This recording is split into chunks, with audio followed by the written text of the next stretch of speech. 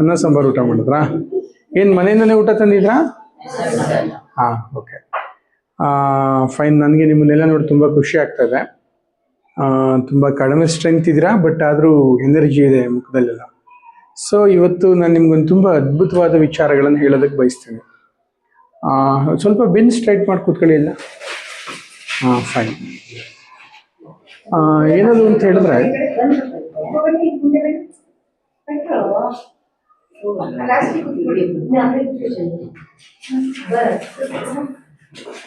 Okay,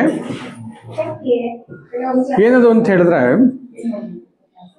ಸ್ವಸ್ತ್ಯ ಸಂಕಲ್ಪ ಅಂತ. ಏನು ಸ್ವಸ್ತ್ಯ ಸಂಕಲ್ಪ ಅಥವಾ ಮಾದಕ ವಸ್ತು ವಿರೋಧಿ ದಿನಾಚರಣೆ ಅಂತ ಹೇಳಿದ್ರೆ, ಇವತ್ತಿನ ಯುವಕರಲ್ಲಿ ಬಹಳಷ್ಟು ಸಮಸ್ಯೆ ಕಾಡ್ತಿರೋದೇನು ಅಂತ ಹೇಳಿದ್ರೆ, ಚಿಕ್ಕ ಚಿಕ್ಕ ವಯಸ್ಸಿನಲ್ಲೇ ಹುಡುಗರುಗಳು ಬೇರೆ ಹುಡುಗರ ಸಹವಾಸ ಮಾಡಿ ಡ್ರಿಂಕ್ಸ್ ಮಾಡುವಂಥದ್ದು, ಸ್ಮೋಕ್ ಮಾಡುವಂಥದ್ದೆಲ್ಲ ಬಹಳ ಬೇಗ ಕಲ್ತ್ಕೊಂಡ್ಬಿಡ್ತಾರೆ. ಸೊ ಇದು ಬಹಳ ದೊಡ್ಡ ಒಂದು ಸಮಸ್ಯೆ. ಜೊತೆಗೆ ಇನ್ನೂ ಸ್ವಲ್ಪ ಕಾಲೇಜ್ ಹುಡುಗರುಗಳೆಲ್ಲ ಮಕ್ಕಳುಗಳಿಗೆ ಇನ್ನೂ ಕೆಟ್ಟ ಕೆಟ್ಟ ಅಭ್ಯಾಸಗಳನ್ನು ಮಾಡಿಸುವಂತಹ ಸನ್ನಿವೇಶಗಳಿರುತ್ತೆ. ಸೊ ಆ ಥರ ಸನ್ನಿವೇಶಗಳು ಹೆಂಗೆ ಬರುತ್ತೆ, ಯಾವ್ಯಾವ ಸಂದರ್ಭದಲ್ಲಿ ನಿಮಗೆ ಅವರು ಹೇಳ್ಬೋದು ಡ್ರಿಂಕ್ ಮಾಡಿ ಅಂತ, ಮತ್ತು ಸ್ಮೋಕ್ ಮಾಡಿ ಅಂತ, ಮತ್ತು ಇನ್ಯಾವುದೋ ಬೇರೆ ಬೇರೆ ಹವ್ಯಾಸಗಳನ್ನು ಹೇಳ್ಬೋದು, ಮಾದಕ ವಸ್ತುಗಳನ್ನು, ಹವ್ಯಾಸಗಳನ್ನು. ಸೊ ಅದರಿಂದ ಎಲ್ಲ ನಾವು ಹೇಗೆ ಹೊರಗಡೆ ಬರಬೇಕು ಮತ್ತಂತಹ ಸ್ನೇಹಿತರಿಂದ ಹೇಗೆ ನಾವು ದೂರ ಇರಬೇಕು ಅನ್ನೋದ್ರ ಬಗ್ಗೆ ನಾವು ತಿಳ್ಕೊಳ್ತಾ ಹೋಗೋಣ. ನಾನು ಸುಮ್ಮನೆ ಒಂದು ಕ್ವಶನ್ ಕೇಳ್ತೀನಿ ಮಕ್ಕಳ, ನೀವು ಇದು ಇಮ್ಯಾಜಿನೇಷನ್ ಕ್ವಶನ್, ನೀವು ಆನ್ಸರ್ ಮಾಡಬೇಕು, ಓಕೆನಾ? ಓಕೆ, ಈಗ ಒಂದು ಹಂದಿ ಬರುತ್ತೆ ನಿಮ್ಮ ಮನೆ ಹತ್ರ. ಯಾವುದು? ಯಾವ ಪ್ರಾಣಿ? ಹಂದಿ, ಪಿಗ್ ಅಲ್ವಾ? ಹಂದಿ ಬಂದು ಎಲ್ಲರ ಮನೆ ಹತ್ರನೂ ಒಂದೊಂದು ಹಂದಿ ಬರುತ್ತೆ ಅಂತ ಇಟ್ಕೊಳ್ಳಿ. ಬಂದು ನಿಮ್ಮನ್ನು ಕರೆಯುತ್ತೆ, ನಿಮ್ಮ ಹೆಸರು ಹಿಡಿದು. ಏನು ಹೆಸರು ನಿಂದು? ಸೈಯದ್ ನಿಹಾಲ್. ಬೇಡ, ನಿನ್ನ ಹೆಸರು ನಟರಾಜನ್ ಕರೀತದೆ, ಓಕೆನಾ? ನಟರಾಜನ್ ಕರೆದು ಏನನ್ನತ್ತೆ, ಎಲ್ರೂ ಇಮ್ಯಾಜಿನ್ ಮಾಡ್ಕೋಬೇಕು, ಬರೀ ಹೆಸರು ಅವನದೇ ಅಂತಲ್ಲ, ಎಲ್ರೂ ಆ ಕರೆದು ಹೇಳುತ್ತೆ ಹಂದಿ, ಬಾಯಲ್ಲಿ ನಾನು ನಿನ್ನ ಜೊತೆ ಫ್ರೆಂಡ್ಶಿಪ್ ಮಾಡ್ಕೋಬೇಕು ಅಂತ ಇದ್ದೀನಿ. ಹಂಗಂದಾಗ ಜೊತೆಗೆ ಯಾಕೆ ಅಂತ ಕೇಳಿದಾಗ ಅದು ಹೇಳುತ್ತೆ ಹಂದಿ, ನಾನು ನಿನ್ನ ಜೊತೆ ಫ್ರೆಂಡ್ಶಿಪ್ ಮಾಡ್ಕೊಂಡ್ರೆ ನಿನಗೆ ಒಳ್ಳೊಳ್ಳೆ ಫುಡ್ ಕೊಡಿಸ್ತೀನಿ. ಸೊ ಎಂಥ ಫುಡ್ ಕೊಡಿಸ್ತೀನಿ ಅಂದರೆ, ಆ ಫುಡ್ಡನ್ನು ತಿಂತಾ ಇದ್ರೆ ತಿಂತಲೇ ಇರಬೇಕು ಅನ್ಸುತ್ತೆ. ಮಜಾ ಮಜಾ ಫುಡ್ಡು, ಬಾಯಲ್ಲಿ ಇಟ್ಕೊಂಡ್ರೆ ಹಂಗೆ ಕರ್ರಿಗೆ ಹೋಗುತ್ತೆ. ಸೊ ಅದ್ಭುತವಾದಂತಹ ಫುಡ್ ಕೊಡಿಸ್ತೀನಿ, ಬಾ ಚಿನ್ನು ನನ್ನ ಜೊತೆ ಬಾ ಅನ್ನತ್ತೆ. ಬಂಗಾರಿ ಮುದ್ದು ನನ್ನ ಜೊತೆ ಬಾ, ನಿನ್ಗೆ ಒಳ್ಳೊಳ್ಳೆ ಫುಡ್ ಕೊಡಿಸ್ತೀನಿ, ಅದ್ಭುತವಾದ ಫುಡ್ ಕೊಡಿಸ್ತೀನಿ, ನನಗೆ ಫುಡ್ ಇರೋ ಜಾಗಗಳೆಲ್ಲ ಗೊತ್ತು ಅಂತ ಹಂದಿ ಕರೆಯುತ್ತೆ. ಸೊ ನೀವು ಹೋಗ್ತೀರಾ? ಎಲ್ರೂ ಕೇಳ್ತಾ ಇದ್ದೀನಲ್ವಾ, ಹೋಗ್ತೀರಾ? ಹೋಗಲ್ಲ? ಅದೇ ಒಂದು ಗಿಳಿ ಬರುತ್ತೆ, ಗಿಳಿ ಬಂದು ನಿಮ್ಮನ್ನು ಕರೆಯುತ್ತೆ. ನಾನು ಮಾವಿನ ಹಣ್ಣನ್ನು ನೋಡಿದ್ದೀನಿ, ಅದ್ಭುತವಾದ ರುಚಿಭರಿತವಾದ ಮಾವಿನ ಹಣ್ಣಿದೆ. ಸೀಬೆ ಹಣ್ಣನ್ನು ನೋಡಿದ್ದೀನಿ, ಪಪ್ಪಾಯ ನೋಡಿದ್ದೀನಿ, ಸಖತ್ತಾಗಿರುತ್ತೆ ರುಚಿ. ಸೊ ನಿನ್ಗೆ ಹಾರೋದನ್ನು ಹೇಳ್ಕೊಡ್ತೀನಿ, ಅದ್ಭುತವಾದ ಜಗತ್ತನ್ನು ತೋರಿಸ್ತೀನಿ, ಜೊತೆಗೆ ನಿನಗೆ ತುಂಬ ಸುಮಧುರವಾಗಿ ಮಾತಾಡೋದನ್ನು ಹೇಳ್ಕೊಡ್ತೀನಿ, ಬಾ ಅಂತ ಗಿಳಿ ಕರೆಯುತ್ತೆ. ಹೋಗ್ತೀರಾ? ಗಿಳಿ ಕರೆದ್ರೆ ಹೋಗಲ್ಲ? ಎಲ್ಲ ನಿಮ್ಗೆ ಒಳ್ಳೊಳ್ಳೆ ಹೇಳ್ಕೊಡುತ್ತಲ್ಲ. ಸೊ ಗಿಳಿ ಕರೆದ್ರೆ ನಾನು ಹೋಗ್ತೀನಿ, ಯಾಕಂದರೆ ನನಗೆ ಯಾರು ಒಳ್ಳೇದು ಹೇಳ್ಕೊಡ್ತಾರೋ ಅಲ್ಲಿಗೆ ನಾನು 100% ಹೋಗೇ ಹೋಗ್ತೀನಿ. ಯೋಚನೆ ಮಾಡಿ, ಈ ಹಂದಿ ತರಹ ಹಂದಿ ಯಾವ ಫುಡ್ ತಿನ್ನುತ್ತೆ ಅಂತ ಗೊತ್ತಲ್ಲ. ಸೊ ನಾವು ಅದ್ರ ಫುಡ್ಡನ್ನು ಅವಮಾನ ಮಾಡ್ತಿಲ್ಲಪ್ಪ, ಅದ್ರ ಫುಡ್ ಅದಕ್ಕೆ ಖುಷಿ, ಅದು ಎಂಜಾಯ್ ಮಾಡ್ಕೊಂಡು ತಿನ್ನುತ್ತೆ. ಸೊ ಅದ್ರ ಫುಡ್ನ ನೀವು ಎಂಜಾಯ್ ಮಾಡ್ಕೊಂಡು ತಿನ್ನೋಕ್ಕಾಗತ್ತೆ? ಹಂದಿ ಫುಡ್ನ ಎಂಜಾಯ್ ಮಾಡ್ಕೊಂಡು ತಿಂತೀರಾ ಮಕ್ಕಳ? ಸೊ ಅದ್ರ ಫುಡ್ ಅದಕ್ಕೆ. ಸೊ ಈಗ ಕೆಲವು ಕೆಟ್ಟ ಸ್ನೇಹಿತರು ಇರ್ತಾರೆ, ಅವರು ಯಾರು ಅಂದರೆ ನಿಮ್ಮನ್ನು ಸ್ಕೂಲಿಗೆ ಬಂಕ್ ಮಾಡಿಸ್ತಾರೆ, ನಿಮಗೆ ಸಿಗರೇಟ್ ಸೇರಿಸ್ತಾರೆ, ಕರ್ಕೊಂಡೋಗಿ ಏನೋ ಕುಡಿಸ್ತಾರೆ, ಏನೋ ತಿನ್ನಿಸ್ತಾರೆ, ಸುಮ್ಮನೆ ಸುತ್ತಿಸ್ತಾರೆ, ಕೆಟ್ಟ ಕೆಟ್ಟ ಸಿನಿಮಾಗಳನ್ನು ತೋರಿಸ್ತಾರೆ, ಕೆಟ್ಟ ಕೆಟ್ಟ ವಿಡಿಯೋಗಳನ್ನು ತೋರಿಸ್ತಾರೆ. ಇವರೆಲ್ಲ ಹಂದಿ ತರಹದ ವ್ಯಕ್ತಿಗಳು.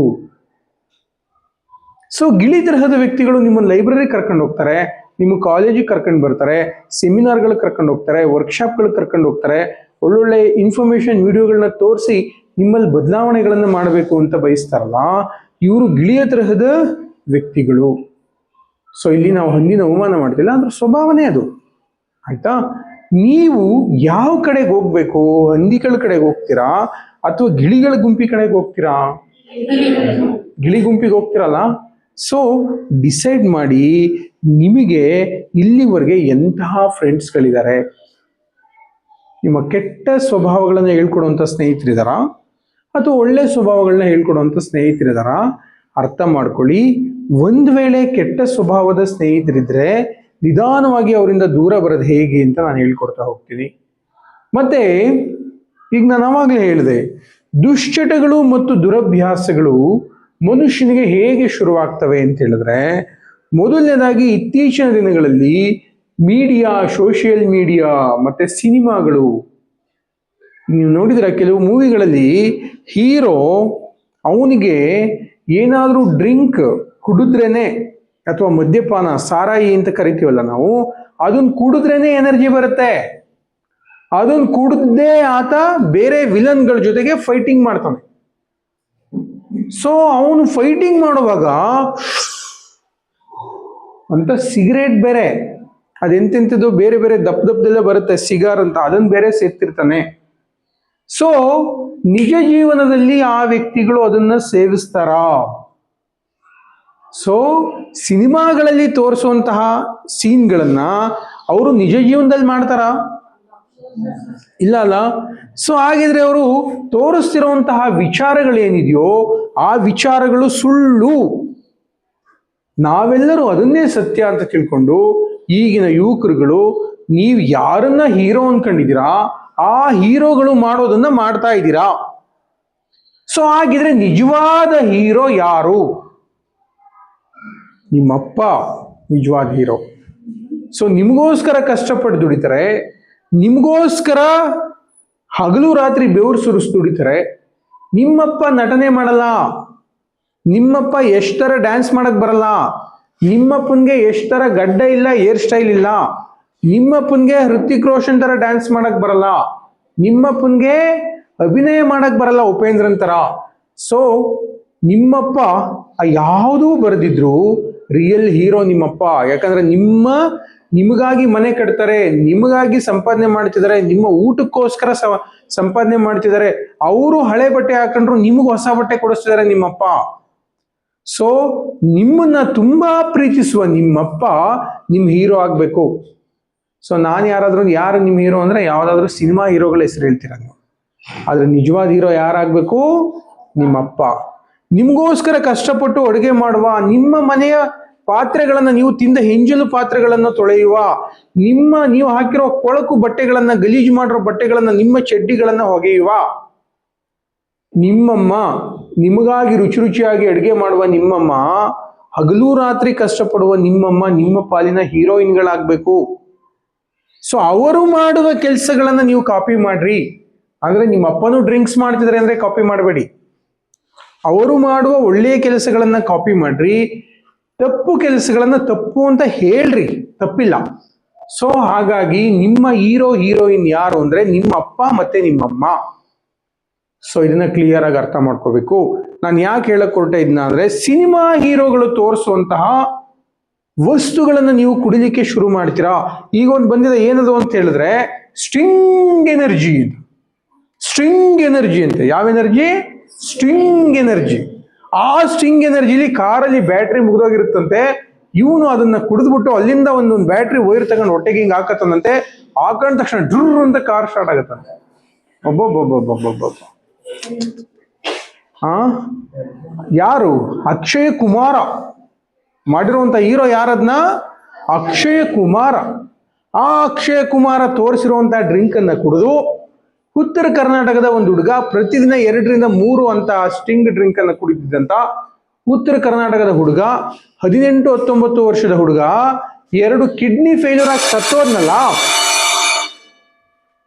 ಸೊ ಈ ಸಾವಿನ ಹೊಣೆ ಅಕ್ಷಯ್ ಕುಮಾರ್ದಲ್ವಾ? ಅವನದಲ್ವಾ? ಕುಡಿರಿ ಎದ್ನಂತ ತೋರಿಸಿರೋರು ಯಾರು? ಮಾತಾಡ್ರೋ, ಅವನೇ ಅಲ್ವಾ ಅಕ್ಷಯ್ ಕುಮಾರ್ ಅಲ್ಲ? ಸೊ ಈ ಸಾವಿನ ಹೊಣೆ ಯಾರ್ದು ಹಂಗಾದ್ರೆ? ಅಕ್ಷಯ್ ಕುಮಾರ್ದಲ್ಲ. ಸೊ ಇನ್ನೊಂದು ಬರುತ್ತೆ, ಮಾತಲ್ಲಿ ಕೇಸರಿ, ಕೇಸರಿಯಿಂದ ಮನೋಲ್ಲಾಸ. ಏನ್ ಹಿಂದಕ್ಕೆ ಪಲ್ಟಿ ಹೊಡೆಯೋದು? ಕೇಸರಿ, ವಿಮಲ್ ಪಾನ್ ಮಸಾಲ ಜಗೀರಿ, ಬಾಯನ್ನು ಶುದ್ಧಗೊಳಿಸಿಕೊಳ್ಳಿ.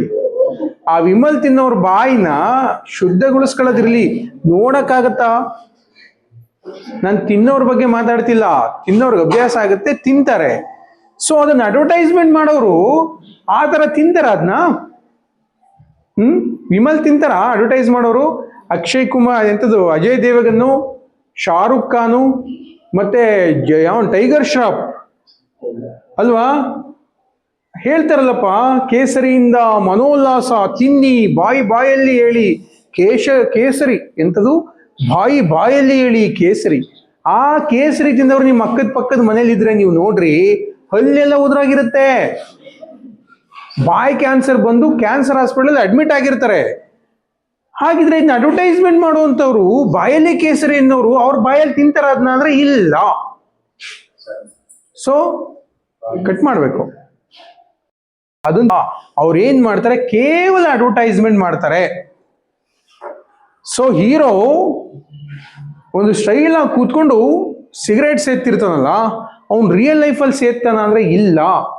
ಸೊ ನೀವೆಲ್ಲ ಏನ್ ಮಾಡ್ತೀರ, ಅಥವಾ ನೀವುಗಳೆಲ್ಲ ಏನ್ ಮಾಡ್ತಾ ಇದೀವಿ, ಅವರು ರೀಲಲ್ಲಿ ಮಾಡ್ತಿರೋದೇ ಸತ್ಯ ಅಂತ ಅನ್ಕೊಂಡು ಅದನ್ನ ಇವತ್ತಿನ ಯುವಕರು ಅನುಕರಣೆ ಮಾಡ್ತಾ ಇದ್ದಾರೆ. ಸೊ ಅದು ಎಷ್ಟು ತಪ್ಪು, ಎಷ್ಟು ತಪ್ಪು ಈ ಕಡೆ ನೋಡ್ಬೇಕು, ಅಲ್ಲಿ ಎಲ್ಲ ನೋಡ್ಬಾರ್ದಪ್ಪ, ಓಕೆನಾ? ಎಷ್ಟು ತಪ್ಪು ಅಂತ ನೀವು ಅರ್ಥ ಮಾಡ್ಕೋಬೇಕು. ಅಂದ್ರೆ ಸಿನಿಮಾಗಳಲ್ಲಿ ತೋರಿಸುವ ಎಲ್ಲವನ್ನ ಮಾಡ್ಲಿಕ್ಕಾಗಲ್ಲ. ನೆನ್ಪಿಟ್ಕೊಳ್ಳಿ, ಯಾಕೆ ಮಾಡ್ಲಿಕ್ಕಾಗಲ್ಲ ಅಂತ ಹೇಳಿದ್ರೆ, ಸಿನಿಮಾದಲ್ಲಿ ತೋರಿಸುವುದೆಲ್ಲ ಸತ್ಯ ಅಲ್ಲ. ಅವನು ಸಿಗರೇಟ್ ಸೇದೋದು ಸಹ ಸತ್ಯ ಅಲ್ಲ. ಅವನು ಯಾವುದೋ ಒಬ್ಬ 100 ಜನ ವಿಲನ್ಗಳಿಗೆ ಹೊಡೆದ ಅಂದ್ರೆ ಅದು ಸತ್ಯ ಅಲ್ಲ. ಸೊ ಅವನು ಒಂದು ಹಾಡಿಗೆ ಡ್ಯಾನ್ಸ್ ಮಾಡೋದಕ್ಕೆ 15 ದಿನ ಟೈಮ್ ತಗೊಂಡಿರ್ತಾನೆ. ಒಂದು ಹಾಡಿಗೆ ಡ್ಯಾನ್ಸ್ ಮಾಡೋದಕ್ಕೆ 15 ದಿನ ಟೈಮ್ ತಗೊಂಡಿರ್ತಾನೆ. ಸೊ ನೀವು ತೋರಿಸೋ 5 ನಿಮಿಷದಲ್ಲಿ ಅವನು ಡ್ಯಾನ್ಸ್ ಮಾಡಲ್ಲ.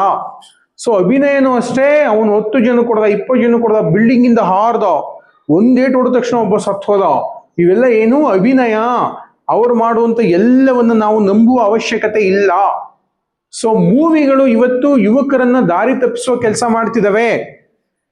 ಅತಿ ಹೆಚ್ಚು ರಕ್ತಪಾತ ಇವತ್ತಿನ ಸಿನಿಮಾಗಳಲ್ಲಿ, ಯಾವುದೇ ಸಿನಿಮಾ ನೋಡಿ, ಅತಿ ಹೆಚ್ಚು ರಕ್ತಪಾತ ಮಾಡುವಂತಹ ಸಿನಿಮಾಗಳನ್ನೇ ಇವತ್ತಿನ ಯುವಕರು ನೋಡ್ತಿದ್ದಾರೆ. ಅದೇ ಸಿನಿಮಾಗಳು ಸಕ್ಸಸ್ ಆಗ್ತಿದಾವೆ. ಒಂದು ಸಿನಿಮಾ ಅಲ್ಲ, ನೀವು ಯಾವುದೇ ಸಿನಿಮಾಗಳನ್ನ ತಗೊಂಡ್ರು, ಇತ್ತೀಚೆಗೆ ಬರ್ತಿರುವಂತಹ ಸಿನಿಮಾಗಳು ಆ ತರಹದ ಕೃತ್ಯವನ್ನ ಅಂದ್ರೆ ಹಿಂಸೆಯನ್ನ ವೈಭವೀಕರಿಸುವ ಸಿನಿಮಾಗಳೇ ಆಗಿದಾವೆ. ಅದು ಎಲ್ಲಾ ಭಾಷೆನಲ್ಲೂ ಅಂಥದ್ದೇ ಸಿನಿಮಾಗಳಿದಾವೆ.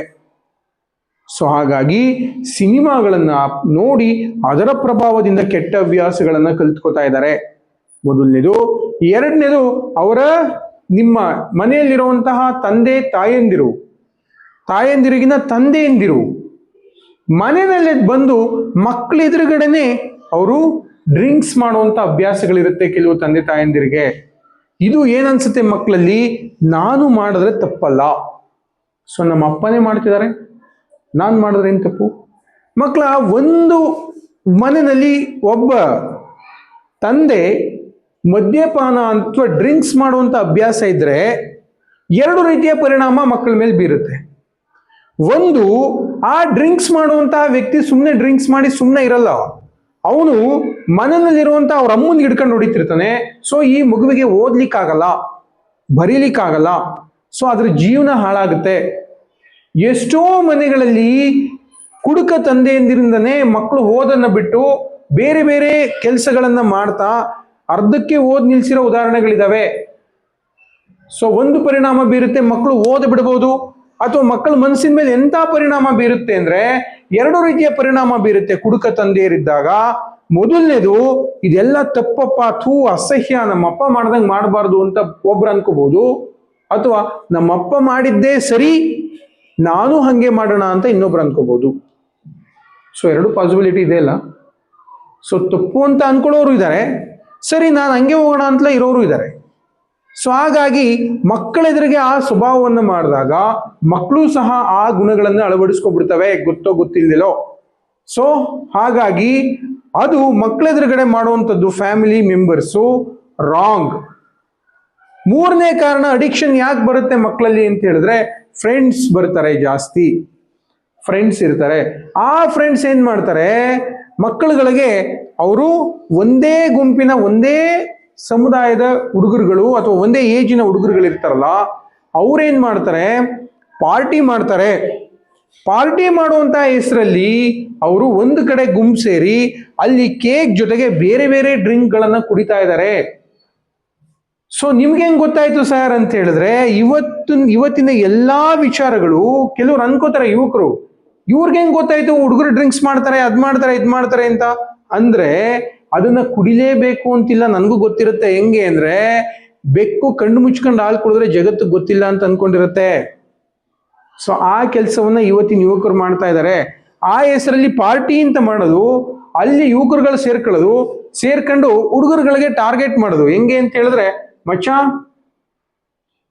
ಸ್ವಲ್ಪ ತಗೋ ಮಚ್ಚ, 10 ಜನ ಕುಡಿಯೋರು ಇರ್ತಾರೆ, ಒಬ್ಬ ಮಧ್ಯದಲ್ಲಿ ಕುಡಿಯೋನ್ ಇರಲ್ಲ ಅಂದ್ರೆ ಎಲ್ರೂ ಸೇರಿ ಅವನಿಗೆ ಡ್ರಿಂಕ್ಸ್ ಮಾಡಿಸ್ಬೇಕು ಅಂತಲೇ ಬಯಸ್ತಿರ್ತಾರೆ. ಅವ್ರೇನ್ ಹೇಳ್ತಾರೆ, ಮಚ್ಚ ಸ್ವಲ್ಪ ತಗೋ ಮಚ್ಚ, ಲೈಟಾಗಿ ತಗೋ, ಏನಾಗಲ್ಲ ಕಣೋ, ಹುಡುಗಿರೆಲ್ಲ ಕುಡಿತಾ ಇದ್ದಾರೆ ಕಣ ಮಚ್ಚ, ಏನ್ ಅಯ್ಯೋ ಲೇ, ನೀನು ನಿಜವಾದ ಗಂಡಸಾದ್ರೆ ಕುಡಿ ನೋಡೋಣ ಅಲ್ವಾ. ಇವತ್ತು ಹಂಗೆ ತಾನೇ ಪ್ರವೋಕ್ ಮಾಡ್ತಿರೋದು, ನೀನ್ ನಿಜವಾದ ಗಂಡಸಾದ್ರೆ ಕುಡಿ. ಮಗ ನನ್ನ ಮೇಲೆ ಪ್ರೀತಿ ಇಲ್ವೇನೋ, ಒಂಚೂರು ತಗೋ ಮಚ್ಚ, ಒಂದೇ ಒಂದ್ಸರಿ ತಗೊಳ್ಳೋ. ನೀನೇನ್ ಪಾರ್ಟಿ ಕೊಡಿಸ್ಬೇಡ, ನಾನು ಕೊಡಿಸ್ತೀನಿ ಪಾರ್ಟಿ. ಯಾರು ಕೊಡಿಸ್ತೀನಿ? ನಾನು ಕೊಡಿಸ್ತೀನಿ ಪಾರ್ಟಿ. ಸೊ ನೀನ್ ಕುಡಿ, ನೀನ್ ಚೆನ್ನಾಗಿರ್ಬೇಕು ಮಚ್ಚ. ಹೆಂಗೆ, ಯಾವಾಗ ಹೇಳೋದು, ಕೆಟ್ಟ ಅಭ್ಯಾಸಗಳನ್ನು ಕಲಿಸಿ ನೀನ್ ಚೆನ್ನಾಗಿರ್ಬೇಕು ಮಚ್ಚ. ಲಿವರ್ ಹಾಳಾಗುತ್ತೆ, ಕಿಡ್ನಿ ಹಾಳಾಗುತ್ತೆ, ಹಾರ್ಟ್ ಹಾಳಾಗುತ್ತೆ, ಎಲ್ಲ ಹಾಳಾಗುತ್ತೆ. ಕೊನೆಗೊಂದು ಡೈಲಾಗು, ಮಚ್ಚ ನೀನ್ ಚೆನ್ನಾಗಿರ್ಬೇಕು ಮಚ್ಚ. ಸೊ ಪ್ರಾರಂಭದಲ್ಲಿ ನಿಮ್ಮನ್ನ ಯುವಕರುಗಳು ನೀನ್ ಮಾತಾಡಿಸ್ಲಿಲ್ಲ ಅಂತ ಹೇಳಿದ್ರೆ ನಾವ್ ಯಾರು ನಿನ್ ಜೊತೆ ಮಾತಾಡಲ್ಲ ಅಂತಾರೆ. ಪ್ರಾರಂಭದಲ್ಲಿ ನಿಮ್ ಕೈಯಲ್ಲಿ ದುಡ್ಡು ಖರ್ಚು ಮಾಡಿಸಲ್ಲ, ಸುಮ್ಮನೆ ಕರ್ಕೊಂಡು ಹೋಗ್ತಾರೆ ಜೊತೆನಲ್ಲಿ. ಸೊ ನೀವು ಆ ದುರಭ್ಯಾಸಗಳನ್ನೆಲ್ಲ ಕಲ್ತ್ಕೊಂಡು, ನೀವು ಸಣ್ಣದಾಗಿ ಎಲ್ಲಾ ದುರಭ್ಯಾಸಗಳು ಶುರುವಾಗೋದು ಸಣ್ಣದಾಗಿನೇ, ಎಲ್ಲಾ ಕುಡಿತಗಳು ಶುರುವಾಗೋದು ಬಿಯರಿಂದನೇ. ಸೊ ಮ್ಯಾಕ್ಸಿಮಮ್ ಸಹವಾಸದಿಂದನೇ ಎಲ್ಲ ಶುರುವಾಗುತ್ತೆ. ನಾನು ಮೊದಲನೇದು ಯಾರಿಂದ ಶುರುವಾಗುತ್ತೆ ಅಂದೆ, ಸಿನಿಮಾಗಳಿಂದ, ರೀಲ್ಸ್ಗಳಿಂದ ಶುರುವಾಗುತ್ತೆ. ಎರಡನೇದು ಯಾರಿಂದ? ಮಾತಾಡ್ರಿ, ಏಕೆ, ಯಾರಿಂದ ಶುರುವಾಗುತ್ತೆ ಅಂದೆ? ಎರಡನೇದು ತಂದೆ ತಾಯಿ ಮನೆಯಲ್ಲಿ ತಂದೆ ಅಥವಾ ಸಂಬಂಧಿಕರು ಮಾಡೋದ್ರಿಂದ. ಮೂರನೇದು ಫ್ರೆಂಡ್. ನಿದ್ರೆ ಮಾಡ್ತಿದ್ದೀರಾ ನೀವೆಲ್ಲ? ನಂಗೆ ಅರ್ಥ ಆಗ್ತಿಲ್ಲ. ನಾನೇ ನಿದ್ರೆ ಮಾಡ್ತಿದ್ದೀನ? ಯಾಕೆ? ಸ್ವಲ್ಪ ಜೋಶ್ ಕಡಿಮೆ ಇದೆಯಲ್ಲ ನಿಮ್ಮಲ್ಲಿ. ಸ್ವಲ್ಪ ನಿದ್ರೆ ಜಾಸ್ತಿ, ಊಟ ಆಯ್ತಾ, ನಿದ್ರೆ ಬರ್ತಾ ಇದೆಯಾ? ಓಕೆ ಆಯ್ತಾ. ಇನ್ನು 4ನೇದು ಏನು ಅಂತ ಹೇಳಿದ್ರೆ, ಇತ್ತೀಚಿನ ಸಿನಿಮಾಗಳಲ್ಲಿ ನೀವೊಂದು ಕ್ಲಾಪ್ ಮಾಡ್ರಪ್ಪ, ನಂಗೆ ಯಾಕೋ ಸರಿ ಬರ್ತಿಲ್ಲ, ಕ್ಲಾಪ್ ಮಾಡಿ.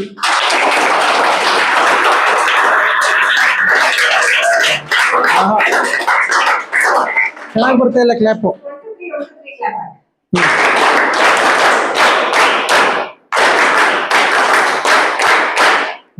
ಬೆನ್ ಸ್ವಲ್ಪ ಸ್ಟ್ರೈಟ್ ಮಾಡಿ, ಬೆನ್ ಸ್ಟ್ರೈಟ್ ಮಾಡಿ. Okay fine, super. ಓಕೆ, ಈಗ ಇನ್ನೊಂದು ನಾನೊಂದು ಹೊಸ ಕ್ಲಾಪ್ ಹೇಳ್ಕೊಡ್ಲಾ?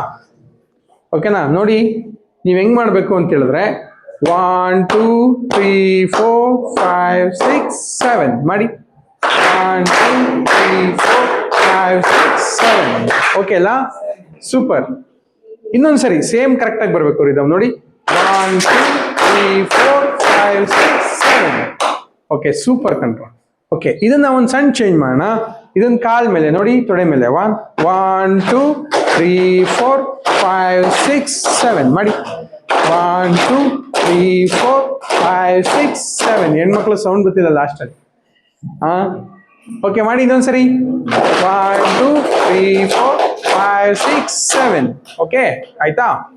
ಮತ್ತೆ ಇದನ್ನೊಂದು ಚೇಂಜ್ ಮಾಡೋಣ. ಮತ್ತೆ ಇದಕ್ಕೆ ಡೆಸ್ಕ್ ಮೇಲೆ ನೋಡಿ, 1 2 3 4 5 6 ಇಲ್ಲ ಕರೆಕ್ಟಾಗಿ ಬರ್ತಿಲ್ಲ, ರಿದಮಿಕ್ ಆಗಿ ಬರಲಿ ಮಾಡಿ.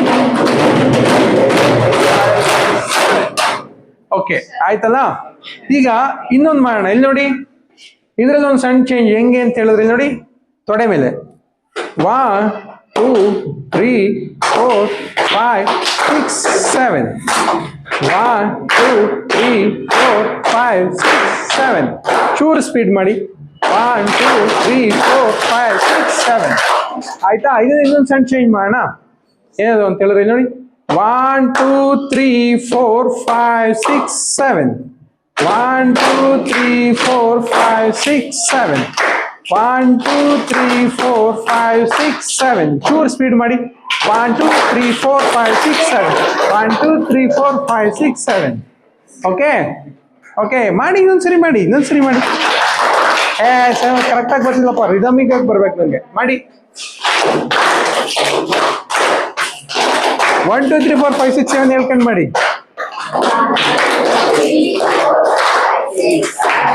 ವಾಯ್ಸ್ ಕರೆಕ್ಟಾಗಿ ಬರಲಿಲ್ಲ, ಕರೆಕ್ಟಾಗಿ ಬರ್ತಾ ಇಲ್ಲ. ಕರೆಕ್ಟಾಗಿ ಮಾಡಿ ಇನ್ನೊಂದ್ಸರಿ.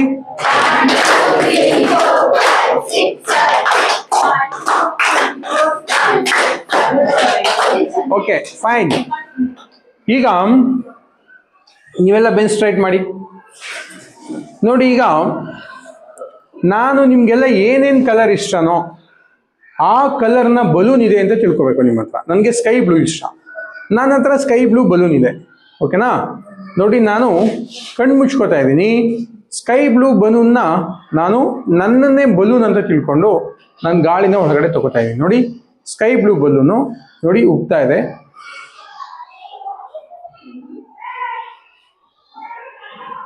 ಉಸಿರು ತಗೊಂಡೆ ನೋಡಿ, ಬಲೂನ್ ಬಂತಲ್ಲ, ಬಂತಾ?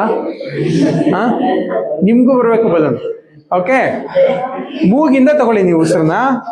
ಬಲೂನ್ ತಗೊಂಡು ಇಲ್ಲಿ ನೋಡಿ ಮಕ್ಕಳ, ಇಲ್ಲಿ ಇಲ್ಲಿ ಇಲ್ಲಿ ಓಕೆ, ಬಲೂನ್ ತಗೊಂಡು ಉಸಿರನ್ನ ಒಳಗಡೆ ತಗೋತೀರಾ. ಫುಲ್ ಬಲೂನ್ ತರ ಹೊಟ್ಟೆ ಉಬ್ಬಬೇಕು.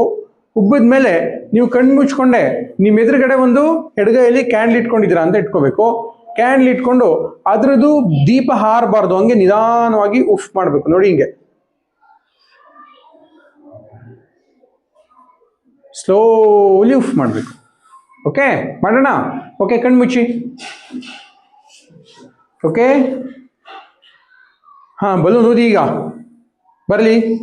ಹೊಟ್ಟೆ ಕೈ ತೆಗಿಲ್ಲ, ಹೊಟ್ಟೆ ಅಲ್ಲೋಡಲ್ಲಿ ತೆಗಿಯ ಕೈಯ. ಬಲೂನ್ ಊದ್ಬೇಡವಾ, ತೆಗಿ. ಈಗ ಮಾಡು. ಬೆಂದಿಗೆ ಅಂಟ್ಕೊಂಡೈತೆ ಹೊಟ್ಟೆ ಒಂದು. ಮಾಡು ಮಾಡು. ಮಾಡಿ. ಹೊಟ್ಟೆ ಬರಲಿ. ಹೊಟ್ಟೆ ತುಂಬ ಉಸಿರು ತುಂಬಿಸ್ಕೊಳ್ಳಿ. ಸ್ಲೋಲಿ, ನಿಧಾನವಾಗಿ ಬಾಯಿಂದ ಹೊರಗಡೆ ಬಿಡಿ.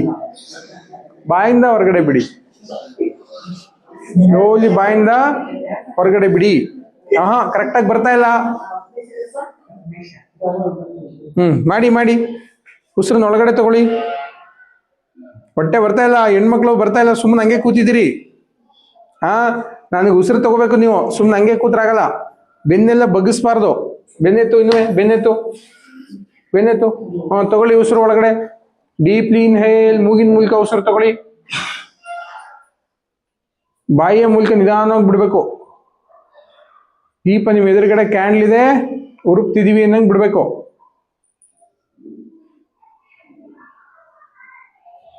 ಬಿಡಪ್ಪ, ಉಸಿರು ಬಿಡಿ ಉಸಿರು ಮಾಡಿ. ಇನ್ನೊಂದ್ಸರಿ ಉಸಿರು ತಗೊಳ್ಳಿ. ನೀನು ಹೊಟ್ಟೆ ಬಂದಿಲ್ಲ, ನಿಂದು ಸ್ವಲ್ಪ ತಗೋಬೇಕು ಉಸಿರನ್ನ ಒಳಗಡೆ ತಗೋ.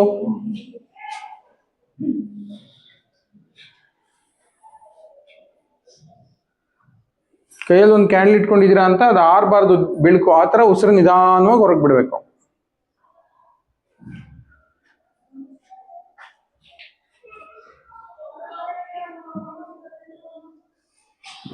ಇನ್ನೊಂದು ಸರಿ ತಗೊಳ್ಳಿ.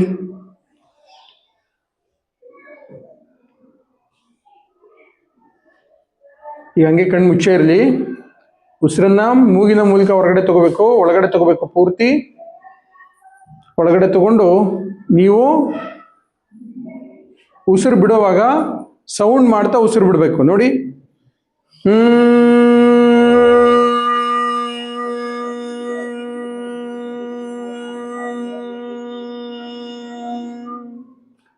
ಸೌಂಡ್ ಮಾಡ್ಬೇಕೀಗ. ಉಸಿರು ತಗೊಳ್ಳಿ, ಸೌಂಡ್ ಮಾಡಿ.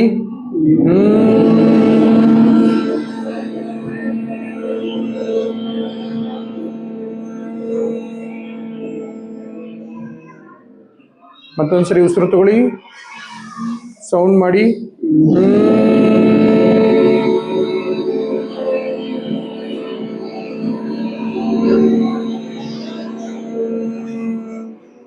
ಮತ್ತೊಂದ್ಸರಿ ಉಸಿರು ತಗೊಳ್ಳಿ, ಸೌಂಡ್ ಮಾಡಿ.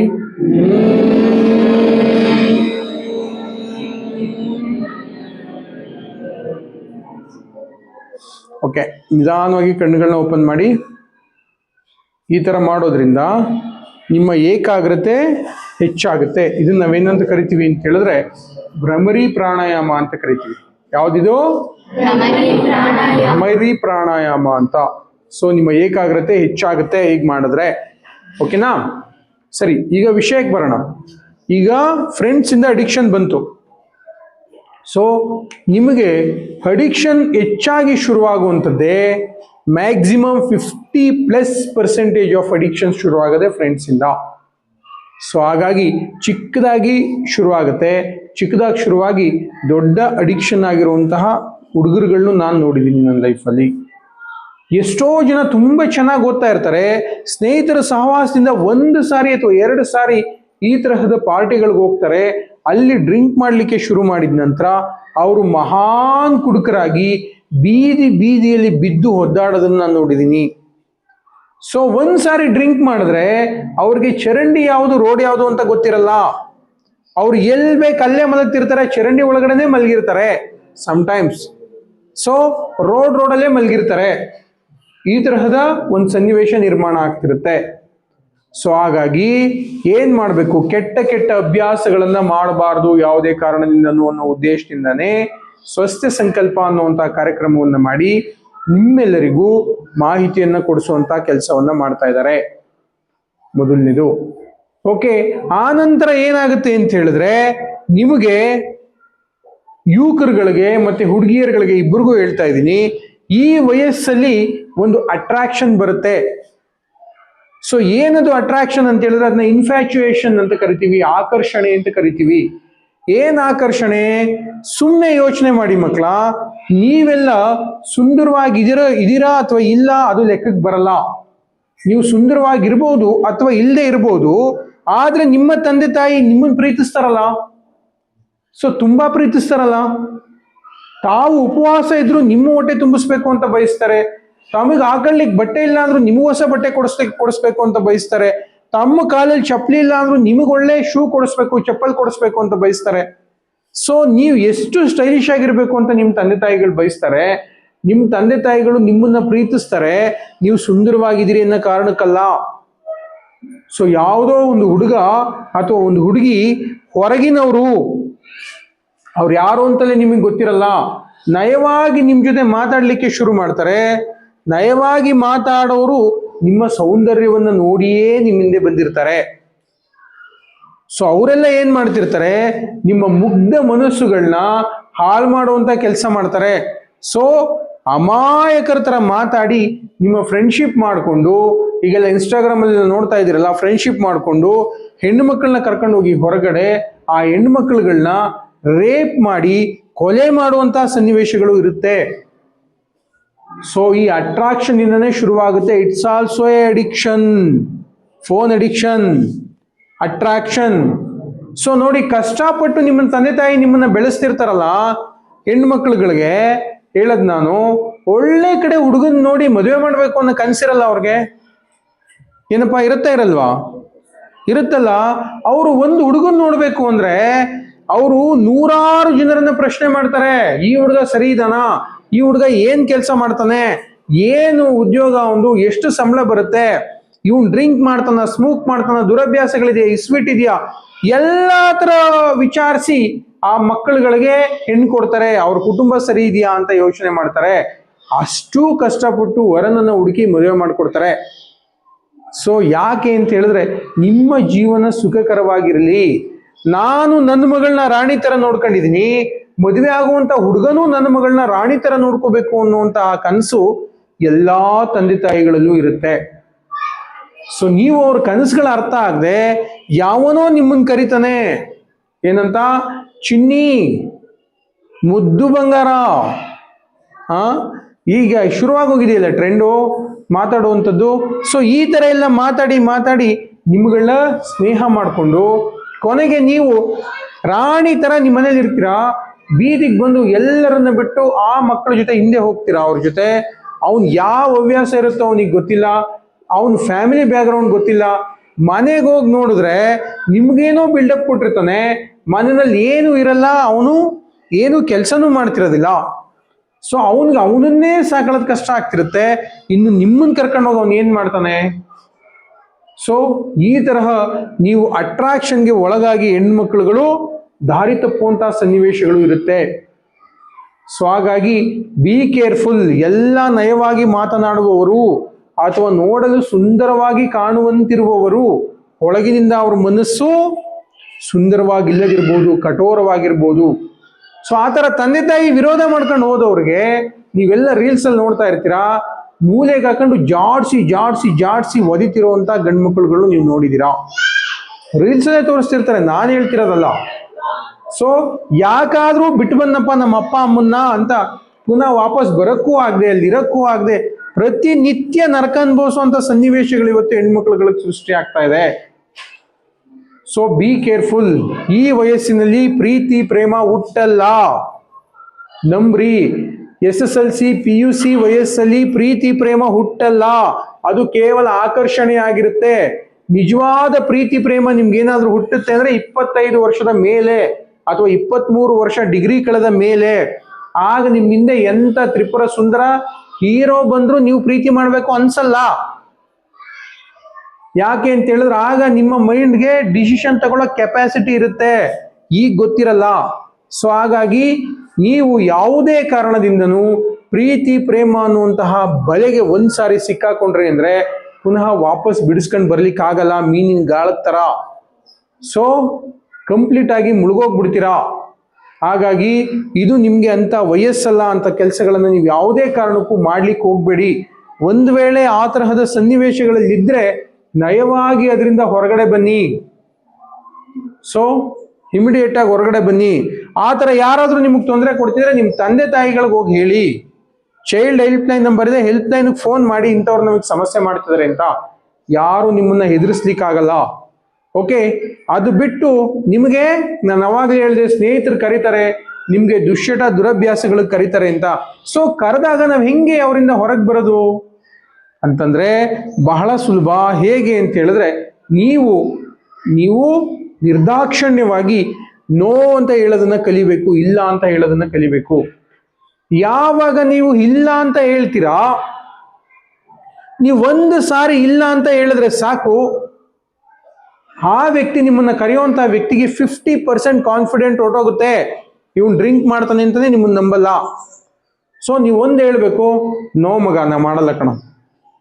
ಸೊ ಕಣ್ಣಲ್ಲಿ ಕಣ್ಣಿಟ್ಟು ಹೇಳ್ಬೇಕು, ನೋ ನಾನ್ ಮಾಡಲ್ಲ. ಡ್ರಿಂಕ್ ಮಾಡೋ ಮಗ, ಒಂದೇ ಒಂಚೂರು ಡ್ರಿಂಕ್ ಮಾಡೋ, ನೋ ನಾನ್ ಮಾಡಲ್ಲ. ಮಗ ಒಂದೇ ಒಂದು ದಮ್ ಇಳಿಯೋ ಸಿಗರೇಟು, ನೋ ನಾನ್ ಮಾಡಲ್ಲ. ಯಾಕಂದ್ರೆ ನನಗೆ ನಂದೇ ಆದ ಕನಸುಗಳಿದಾವೆ, ನಂದೇ ಆದ ಆಸೆಗಳಿದಾವೆ, ನಂದೇ ಆದ ಗುರಿಗಳಿದಾವೆ. ಆ ಗುರಿಗಳಿಗೋಸ್ಕರ ನಾನು ಬದುಕಬೇಕು ಅಂತ ಯೋಚನೆ ಮಾಡ್ತೀನಿ.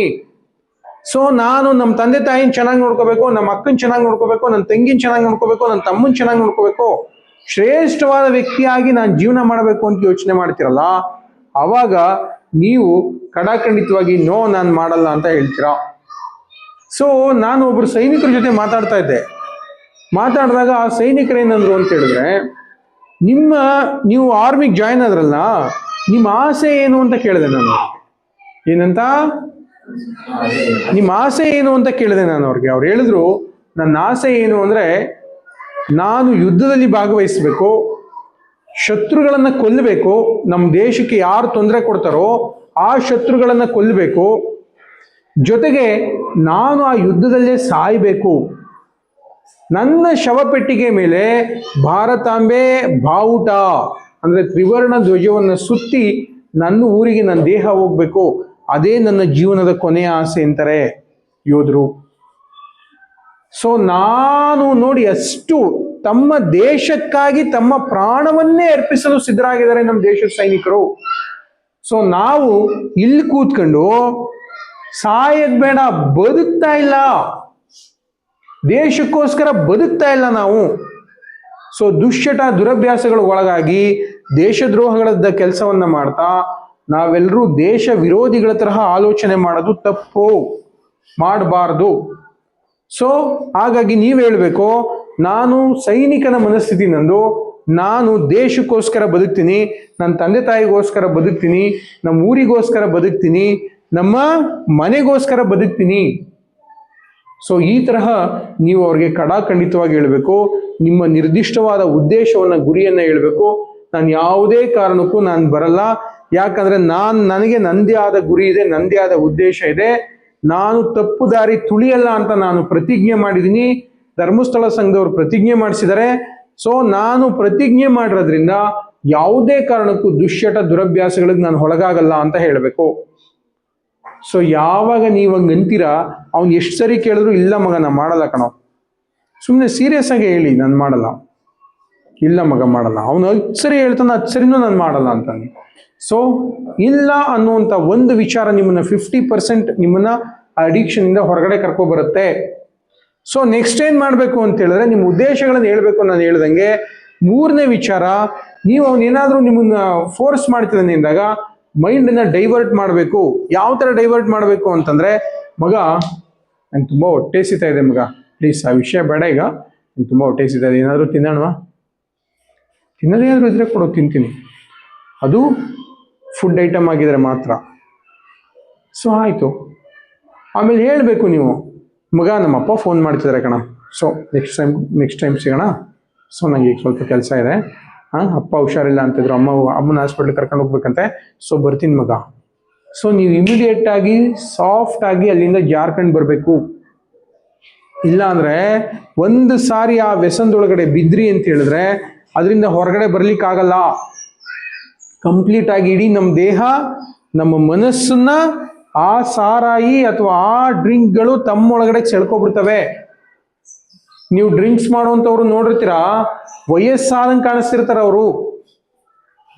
ಈಗ ನಾನು ನೋಡ್ತಾ ಇದ್ದೀರಲ್ಲ ಮಕ್ಕಳ, ನನ್ನ ವಯಸ್ಸು ಎಷ್ಟಿರ್ಬೋದು ಅಂತ ಅನ್ಕೊಂಡಿದ್ದೀರಾ?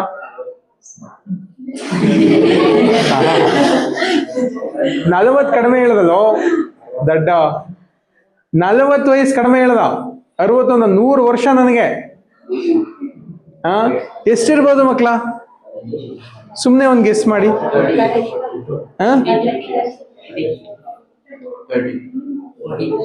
ಎಕ್ಸಾಕ್ಟ್ ಆಗಿ ಹೇಳ್ದ ಇವನು. ಎಷ್ಟು ಏಜ್ ನನಗೆ? 28.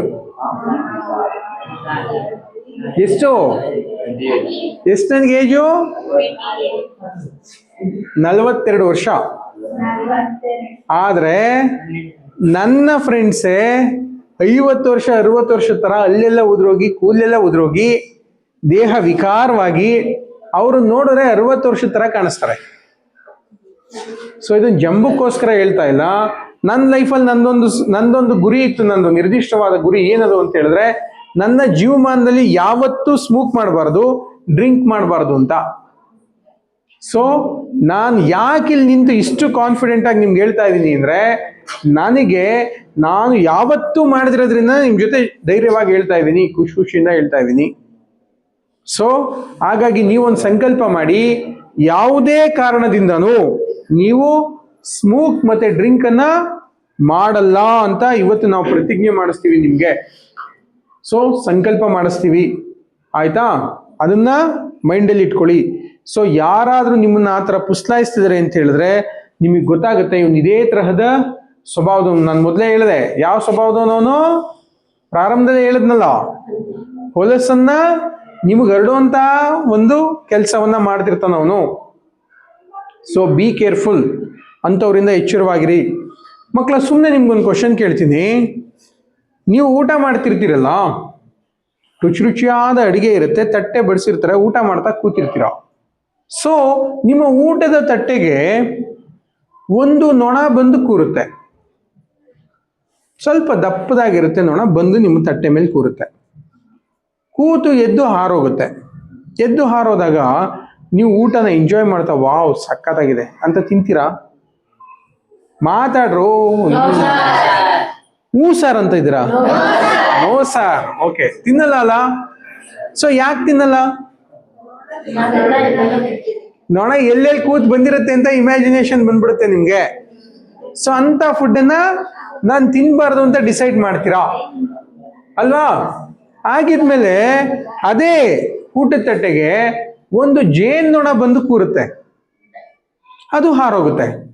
ಸೊ ನೊಣ ಬಂದು ಕೂತಾಗ ಅಸಹ್ಯ ಪಟ್ರಲ್ಲ, ಅಷ್ಟು ಅಸಹ್ಯ ಪಡ್ತೀರಾ? ಅಸಹ್ಯ ಪಡ್ತೀರಾ? ಯಾಕೆ ಅಸಹ್ಯ ಪಡಲ್ಲ? ಜೇನ್ ನೊಣ ಅದು ಜೇನ್ ಹೀರ್ಕೊಂಡಿರುತ್ತೆ, ಎಲ್ಲೆಲ್ಲಿ ಕೂತಿರುತ್ತದೋ ಅದು ಹೂವಿನ ಮೇಲೆ ಮಾತ್ರ ಕೂತಿರುತ್ತೆ. ಜೇನ್ ನೊಣ ಎಲ್ಲಿ ಕೂತಿರುತ್ತೆ? ಹೂವಿನ ಮೇಲೆ ಮಾತ್ರ ಕೂತಿರುತ್ತೆ, ಅದು ಕೆಸರಿನ ಮೇಲೆ ಕೂರಲ್ಲ ಅಂತ ಗೊತ್ತು. ಸೊ ನೀವು ಜೇನ್ ನೊಣ ಹಾರೋದ್ರು ಮುಲಾಜಿಲ್ದಂಗೆ ಸುಮ್ಮನೆ ತಿಂತೀರಾ. ಸೊ ಯೋಚನೆ ಮಾಡಿ, ನಿಮ್ಮ ಫ್ರೆಂಡ್ಸು ನೊಣ ಇದ್ದಾರಾ ಜೇನ್ ನೊಣ ಇದ್ದಾರಾ? ನೊಣ ಇದ್ರೆ ಅವರಿಂದ ದೂರ ಆಗೋದಕ್ಕೆ ಪ್ರಯತ್ನ ಪಡಿ, ಹಂತ ಹಂತವಾಗಿ ಅವರಿಂದ ಹೊರಗಡೆ ಬನ್ನಿ. ಜೇನ್ ನೊಣ ಇದ್ರೆ ಅಂದ್ರೆ ಒಳ್ಳೊಳ್ಳೆ ಕೆಲಸ ಮಾಡ್ತಿದ್ರೆ ಅಥವಾ ತುಂಬಾ ಒಳ್ಳೆಯ ಉತ್ತಮವಾದ ವಿಚಾರಗಳನ್ನ ಮಾತಾಡ್ತಿದ್ರೆ ಅಂಥವ್ರ ಜೊತೆ ಹೋಗಿ ನೀವು ಸಹ ಫ್ರೆಂಡ್ ಆಗ್ರಿ. ಯಾವಾಗ ನೀವು ಅಂಥವ್ರ ಜೊತೆ ಸ್ನೇಹವನ್ನ ಮಾಡ್ತೀರಾ, ನಿಮಗೂ ಸಹ ಜೇನ್ ನೊಣದ ಸ್ವಭಾವ ಬರುತ್ತೆ. ಯಾವಾಗ ನೊಣದ ಜೊತೆ ಫ್ರೆಂಡ್ಶಿಪ್ ಮಾಡ್ತೀರಾ, ನಿಮಗೂ ನೊಣದ ತರಹದ ಸ್ವಭಾವ ಬರುತ್ತೆ. ಸೊ ಹಾಗಾಗಿ ಬಿ ಕೇರ್ಫುಲ್. ನಿಮ್ಮ ಜೀವನ ಸಂತೋಷದಾಯಕವಾಗಿರಲಿ. ನನಗೆ ನಿಮ್ಮನ್ನೆಲ್ಲ ನೋಡಿ ತುಂಬ ಖುಷಿ ಆಯಿತು. ಯಾಕೋ ಸ್ವಲ್ಪ ಎನರ್ಜಿ ಕಡಿಮೆ ಇದೆ ನಿಮಗೆ, ಅಷ್ಟು ಜೋಶ್ ಇಲ್ಲ. ಲಾಸ್ಟ್ ಪೀರಿಯಡಲ್ಲೂ ಅದಕ್ಕೆ ಇರ್ಬೋದು ಅನ್ಸುತ್ತೆ. ಸೊ ಮನೆಗೆ ಹೋಗೋ ಅರ್ಜೆಂಟಲ್ಲಿ ಇದ್ದೀರಾ ಅಂತ ಅನ್ಸುತ್ತೆ. So I am very happy. ಸಮಯ ಮೇಡಮ್ ಸಮಯ ಸ್ವಲ್ಪ ಆಗ್ತಾ ಇದೆ. ಸೊ ಇವತ್ತಿನ ಒಂದು ಕ್ಲಾಸನ್ನು ನಾವಿಲ್ಲಿಗೆ ಕ್ಲೋಸ್ ಮಾಡೋಣ. ನಮಗೆ ಸ್ವಲ್ಪ ಸಮಯ ಇನ್ನೂ ಇದ್ದಿದ್ರೆ ಇನ್ನೂ ಒಂದಷ್ಟು ವಿಚಾರಗಳನ್ನ ಡಿಸ್ಕಸ್ ಮಾಡ್ಬೋದಿತ್ತು. ಮೊಬೈಲ್ ಅಡಿಕ್ಷನ್ಸ್ ಬಗ್ಗೆ ಮಾತಾಡಬೇಕು ಅಂತ ಅನ್ಕೋತಾ ಇದ್ದೀನಿ. ಲಾಸ್ಟ್ ಒಂದು 10 ಮಿನಿಟ್ಸ್ ಹೇಳ್ತೀನಿ ನಾನು. ಮೊಬೈಲ್ ಅಡಿಕ್ಷನ್ಸ್ ಮಕ್ಕಳ, ನನಗೆ ಸತ್ಯ ಹೇಳಬೇಕು. ನಿಮ್ಮ ಟೀಚರ್ಸ್ ಇದ್ದಾರೆ ಅಂತಲ್ಲ, ನನಗೆ ಸತ್ಯ ಹೇಳಿ ಆಯ್ತಾ? ನಾನು ಒಂದು ಎಕ್ಸಾಂಪಲ್ ಹೇಳ್ತೀನಿ ನಿಮಗೆ. ನಾನು ನಮ್ಮ ನೆಂಟರ ಮನೆಗೆ ಹೋಗಿದ್ದೆ. ಅಲ್ಲಿ ಇದು ಸತ್ಯ. ಅಲ್ಲಿ ನನ್ನ ತಮ್ಮನ ಮಗ 4 ವರ್ಷ ಇತ್ತು ಅವನಿಗೆ. ಅವನು ಮೊಬೈಲ್ ನೋಡ್ತಾ ಇದ್ದ. 8 ಗಂಟೆ 9 ಗಂಟೆ ಟೈಮಲ್ಲೂ ನೋಡ್ತಾ ಇದ್ದ. ನೈಟು ಎಲ್ಲ ಊಟ ಎಲ್ಲ ಮಾಡೋದು, ಹಬ್ಬ, ಮಲಗಿದ್ದಾರೆ, ಮನೆ ತುಂಬ ಜನ ಇದ್ದಾರೆ. ಸೊ ಮಲಗಿದ್ರೆ ಅವನು ರಾತ್ರಿ 10:30 ಆದರೂ ಮೊಬೈಲ್ ಆಫ್ ಮಾಡ್ತಿಲ್ಲ. ಆಗ ನಾನೋಗಿ ಮೊಬೈಲ್ ಕಿತ್ಕೊಳಕ್ ಹೋದಾಗ ಅವ್ನು ಜೋರಾಗಿ ಅಳ್ತಾ ಇದ್ದ. ನನ್ನ ತಮ್ಮ ಅಂದ, ಅಣ್ಣ ಬಿಡೋಣ ನೋಡ್ಲಿ, ತುಂಬಾ ಅಳ್ತಾನೆ ಕಾಣ, ನಮಗೆ ಇದ್ರೆ ಕೊಡಲ್ಲ ಇಲ್ಲಿ ಯಾರಿಗೂ ಅಂತಂದ. ಹೌದಾ, ಸರಿನಪ್ಪ ಅಂತ ಹೇಳ್ಬಿಟ್ಟು ನಾನು ಸುಮ್ಮನಾದೆ. ನೈಟ್ 11:30 12:30 ಆದರೂ ಮೊಬೈಲ್ ನೋಡ್ತಾ ಇದ್ದಾನೆ. ಆಗ ಕೊನೆಯಲ್ಲಿ 10 ಅಂತ ನನಗೆ ನಿದ್ರೆ ಬರ್ತಿರ್ಲಿಲ್ವಲ್ಲ, ಅಷ್ಟೊಂದು ಸೌಂಡ್ ಕೊಟ್ರೆ ಜೋರ್ ವ್ಯಾಲ್ಯೂಮ್ ಕೊಟ್ಕೊಂಡು ನೋಡ್ತಿದ್ದಾನೆ. ಕಿತ್ಕೊಂಡು ಬಂದು ಇಟ್ಟಾಗ ಅವ್ರ ತಾತ ಅಂದ್ರೆ ಆ ಮಗುವಿನ ತಾಯಿ ಅಪ್ಪ ಆಯ್ತಾ, ಅವ್ರ ತಾತ ಹೇಳಿದ್ರು, ಅಯ್ಯೋ ಒಂದಿನ ಹಿಂಗೆ ಎಷ್ಟೊತ್ತವರೆಗೆ ನೋಡ್ತಾನೆ ನೋಡ್ಲಿ ಅಂತ ಸುಮ್ಮನಾದ್ವು. ಬೆಳಗಿನ ಜಾವ 4:30ವರೆಗೂ ಆಫ್ ಮಾಡಲಿಲ್ಲ ಮೊಬೈಲ. ಯಾವಾಗ ಶುರು ಮಾಡಿರೋದು? ಬೆಳಗಿನ ಜಾವ 4:30ವರೆಗೂ ಆಫ್ ಮಾಡಲಿಲ್ಲ. ಅದೇ ಚಾರ್ಜ್ ಖಾಲಿಯಾಗಿ ಸ್ವಿಚ್ ಆಫ್ ಆಗಿದ್ದಕ್ಕೆ ಮಲಿಕಂಡ. ಅಂದ್ರೆ ಪುಟಾಣಿ ಮಕ್ಕಳುಗಳು ಎಷ್ಟು ಸಮಯದವರೆಗೆ ಮೊಬೈಲ್ ನೋಡ್ತಾರೆ ಅವ್ರನ್ನ ಡಿಸ್ಟರ್ಬ್ ಮಾಡಲಿಲ್ಲ ಅಂದ್ರೆ. ಸೊ ನಾನು ಪ್ರಾಮಾಣಿಕವಾಗಿ ಹೇಳ್ತೀನಿ ಮಕ್ಕಳ, ಮೊಬೈಲ್ ಕೆಟ್ಟದ್ದು ಅಂತ ಮಾತಾಡೋ ನಾನೇ, ಮೊಬೈಲ್ ಅಭ್ಯಾಸ ಒಳ್ಳೇದಲ್ಲ ಅಂತ ಮಾತಾಡೋ ನಾನೇ. ಒಂದಿನ ಮೊಬೈಲ್ ನೋಡ್ತಾ ನಾನು ಹಾಸಿಗೆ ಮೇಲೆ ಯಾವತ್ತೂ ಮೊಬೈಲ್ ತಗೊಂಡು ಹೋಗಲ್ಲ. ಮಿಸ್ ಆಗಿ ಯಾರೋ ನಮ್ಮ ಸ್ನೇಹಿತರು ಕಾಲ್ ಮಾಡಿದ್ರು ಅಂತ ಮಾತಾಡ್ತಾ ಇದ್ದೆ. ಮಾತಾಡಿ ಏನೋ ಒಂದು ವಿಡಿಯೋ ನಂಗೆ ತುಂಬಾ ಇಂಟ್ರೆಸ್ಟಿಂಗ್ ಆಗಿರೋ ಮೋಟಿವೇಶನಲ್ ವಿಡಿಯೋ ಬಂತು, ಒಂದು ಸ್ಟೋರಿ ಬಂತು, ಅದನ್ನ ನಾನು ಮಾತಾಡಿದೆ, ನೋಡ್ತಾ ಇದ್ದೆ. ಸ್ಟೋರಿ ನೋಡ್ತಾ ನನಗೆ ಗೊತ್ತಿಲ್ಲ, ನನ್ನನ್ನ ಮಧ್ಯರಾತ್ರಿ 2:30 ಗಂಟೆವರೆಗೂ ಕರ್ಕೊಂಡು ಹೋಗಿದೆ ಮೊಬೈಲು. ಸತ್ಯ ಕೇಳಿ, ಬೆಲ್ಲ ಆಯ್ತಲ್ಲ. ಸೊ ಮಧ್ಯರಾತ್ರಿ 2:30 ಗಂಟೆವರೆಗೂ ಮೊಬೈಲ್ ಕರ್ಕೊಂಡು ಹೋಗಿದೆ. ಹಾಗಿದ್ಮೇಲೆ ನಾನು ITI ಕಾಲೇಜ್ ಮೈಸೂರಲ್ಲಿ ಟೀಚ್ ಮಾಡುವಾಗ ಕೇಳಿದೆ ಅಲ್ಲಿ ಕೂತಿರುವಂತ ಮಕ್ಕಳುಗಳನ್ನ, ನೀವು ಮ್ಯಾಕ್ಸಿಮಮ್ ಎಷ್ಟೊತ್ತವರೆಗೂ ಮೊಬೈಲ್ ನೋಡಿದೀರಾ ಅಂತ. ಒಂದು ಹೆಣ್ಮಗಳು ಕೈ ಎತ್ತಿ ಹೇಳಿದ್ಲು, ಸರ್ ನಾನು ಬೆಳಗಿನ ಜಾವ 4:30 ಗಂಟೆವರೆಗೂ ಮೊಬೈಲ್ ನೋಡಿದ್ದೀನಿ ಸರ್ ಅಂತ. ಆಗ ಇದಕ್ಕಿಂತ ಯಾರು ಜಾಸ್ತಿ ನೋಡಿದಿರಾ ಅಂತ ಹಿಂದೆ ಒಂದು ಹುಡುಗ ಕೈ ಎತ್ತಿ ಹೇಳ್ದ. ಅವನು, ಸರ್ ನಾನು ಬೆಳಗಿನ ಜಾವ 5:30ವರೆಗೂ ನೋಡಿದ್ದೀನಿ ಸರ್ ಅಂತ. ಇನ್ನೊಂದು ಹುಡುಗ ಕೈ ಎತ್ತಿ ಹೇಳ್ದ, ಸರ್ ನಾನು ಇಡೀ ರಾತ್ರಿ ನಿದ್ರೆನೇ ಮಾಡಿಲ್ಲ ಸರ್. ಸೊ ಮೊಬೈಲ್ ನಿಮ್ಮ ನಿದ್ರೆಗಳನ್ನ ಹಾಳು ಮಾಡ್ತಾ ಇದೆ. ಸೊ ಅದರಲ್ಲಿ ಬರುವಂತಹ ನೀಲಿ ವಿಕಿರಣಗಳಿದಾವಲ್ಲ, ಮೊಬೈಲಿಂದ ಬ್ಲೂ ಲೈಟ್ಸ್ ಬರುತ್ತಲ್ಲ, ಅದು ನಿದ್ರೆ ಬರುವಂತಹ ಹಾರ್ಮೋನ್ಸ್ ರಿಲೀಸ್ ಆಗುತ್ತಲ್ಲ, ಹಾರ್ಮೋನ್ಸ್ ಅನ್ನ ಕಡಿಮೆ ಮಾಡಿ ನಿಮಗೆ ಬ್ರೈನ್ಗೆ ಇನ್ನೂ ಬೆಳಕಿದೆ, ನಮಗೆ ಕತ್ಲೆ ಆಗಿಲ್ಲ ಅನ್ನೋ ತರ ಫೀಲಿಂಗ್ ಬರೋಂಗ್ ಮಾಡುತ್ತೆ. ಸೊ ಹಾಗಾಗಿ ಬಿ ಕೇರ್ಫುಲ್. ನೀವು ಮೊಬೈಲನ್ನು ಯಾವುದೇ ಕಾರಣಕ್ಕೂ ಹಾಸಿಗೆ ಮೇಲೆ ತಗೊಂಡು ಹೋಗ್ಬಾರ್ದು. ಮಲಗ್ತಾ ಇದೀವಿ ಅಂದ್ರೆ ನಮ್ಮ ಮನೇಲಿ ನಾನು ಹೆಂಡತಿನೂ ಮೊಬೈಲ್ ನೋಡಂಗಿಲ್ಲ, ನಾನು ಮೊಬೈಲ್ ನೋಡಂಗಿಲ್ಲ, ನನ್ನ ಮಕ್ಕಳು ನೋಡಂಗಿಲ್ಲ. ಸೊ ಎತ್ತಿ ದೂರ ಇಟ್ಬಿಡ್ತೀವಿ ಮೊಬೈಲ್ನ. ನೀವು ಹೇಳ್ರಿ ಮಕ್ಕಳ, ಪ್ರಾಮಾಣಿಕವಾಗಿ ಸತ್ಯವಾಗಿ ಹೇಳಿ ಆಯ್ತಾ, ನೀವು ಎಷ್ಟು ಸಮಯದವರೆಗೆ ಮೊಬೈಲ್ ನೋಡಿದ್ದೀರಾ ನೈಟು? ಹೇಳಿ. ನಾನು ನಿಮ್ಮ ಮೇಡಮ್ ಏನು ಹೇಳಲ್ಲ, ಹೇಳಿ, ತೊಂದರೆ ಏನು ಹೇಳ್ಬೇಡಿ ಮೇಡಮ್, ಬೈಬೇಡಿ ಮೇಡಮ್. ಎಷ್ಟೊತ್ತವರೆಗೆ ನೋಡಿದ್ದೀರಾ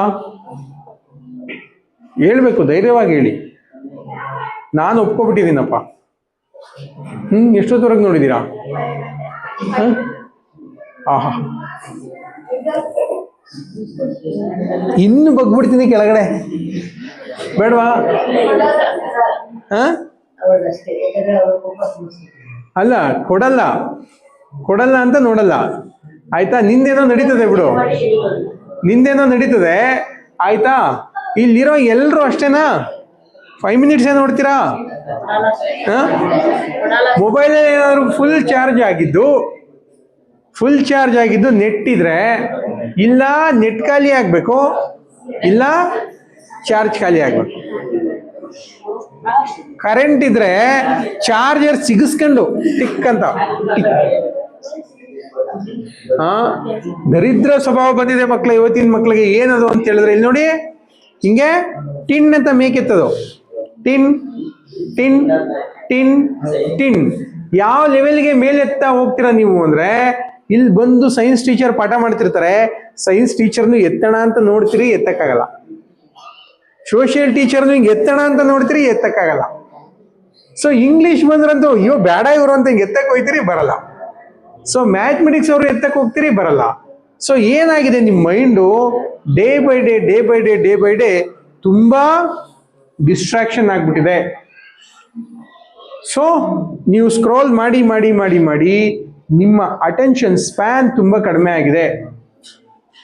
ನಾವು ನಮ್ಮ ಕಾಲದಲ್ಲಿ, ನೀವು ನಂಬಬೇಕು, ನಮ್ಮ ಕಾಲದಲ್ಲಿ ಮೇಡಮ್ಗೂ ಗೊತ್ತಿರುತ್ತೆ, ಸರ್ಗೂ ಗೊತ್ತಿರುತ್ತೆ, ವಾರಕ್ಕೊಂದೇ ಒಂದು ಸಿನಿಮಾ ಬರ್ತಾ ಇತ್ತು ದೂರದರ್ಶನ ಚಂದನದಲ್ಲಿ, ಭಾನುವಾರ ಸಂಜೆ 4 ಗಂಟೆಗೆ.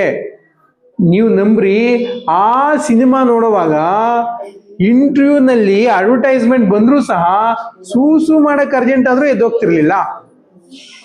ಇದು ಸತ್ಯ. ಯಾಕಂದ್ರೆ ಅಷ್ಟೊಂದು ನಾವು ಕಾನ್ಸಂಟ್ರೇಷನ್ ಆಗಿ ಆ ಸಿನಿಮಾ ಮುಗಿಯೋವರೆಗೂ ನೋಡ್ತಾ ಇದ್ವಿ. ಸೊ ಇವತ್ತಿನ ಮಕ್ಕಳು, ನಿಮ್ ಕೈಯಲ್ಲಿ ರಿಮೋಟ್ ಇದ್ರೆ ನೀವು ಒಂದು ಹಾಡನ್ನು ಸಹ ಕಂಪ್ಲೀಟ್ ಆಗಿ ನೋಡಲ್ಲ. ಸೊ ಒಂದು ಹಾಡು ಬರ್ತಾ ಇದೆಯಾ, ಫಟ್ ಅಂಡ್ ಚೇಂಜ್ ಮಾಡೋದೇ ಬೇರೆದಕ್ಕೆ. ಸೊ ಇನ್ನು ಸಿನಿಮಾ ನೋಡೋದಂತೂ ದೊಡ್ಡ ಕತೆ. ಸಿನಿಮಾ ಯಾವುದೇ ಕಾರಣಕ್ಕೂ ಯಾರಾದ್ರೂ, ಸಾರ್ ಒಂದು ಸಿನಿಮಾ ಎಷ್ಟೇ ಅಡ್ವರ್ಟೈಸ್ಮೆಂಟ್ ಬಂದ್ರು ಕೊನೆಯಿಂದ ಫಸ್ಟಿಂದ ಕೊನೆವರೆಗೂ ನೋಡಿದ್ನಿ ಅನ್ನೋರು ಯಾರಾದ್ರೂ ಇದ್ರೆ ಕೈ ಎತ್ತಿ. ಅಡ್ವರ್ಟೈಸ್ಮೆಂಟ್ ಬಂದ್ರು ಎದ್ದೋಗದೆ, ಕೂತಲ್ಲೇ ಕೂತು ಚಾನೆಲ್ ಚೇಂಜ್ ಮಾಡಿದೆ.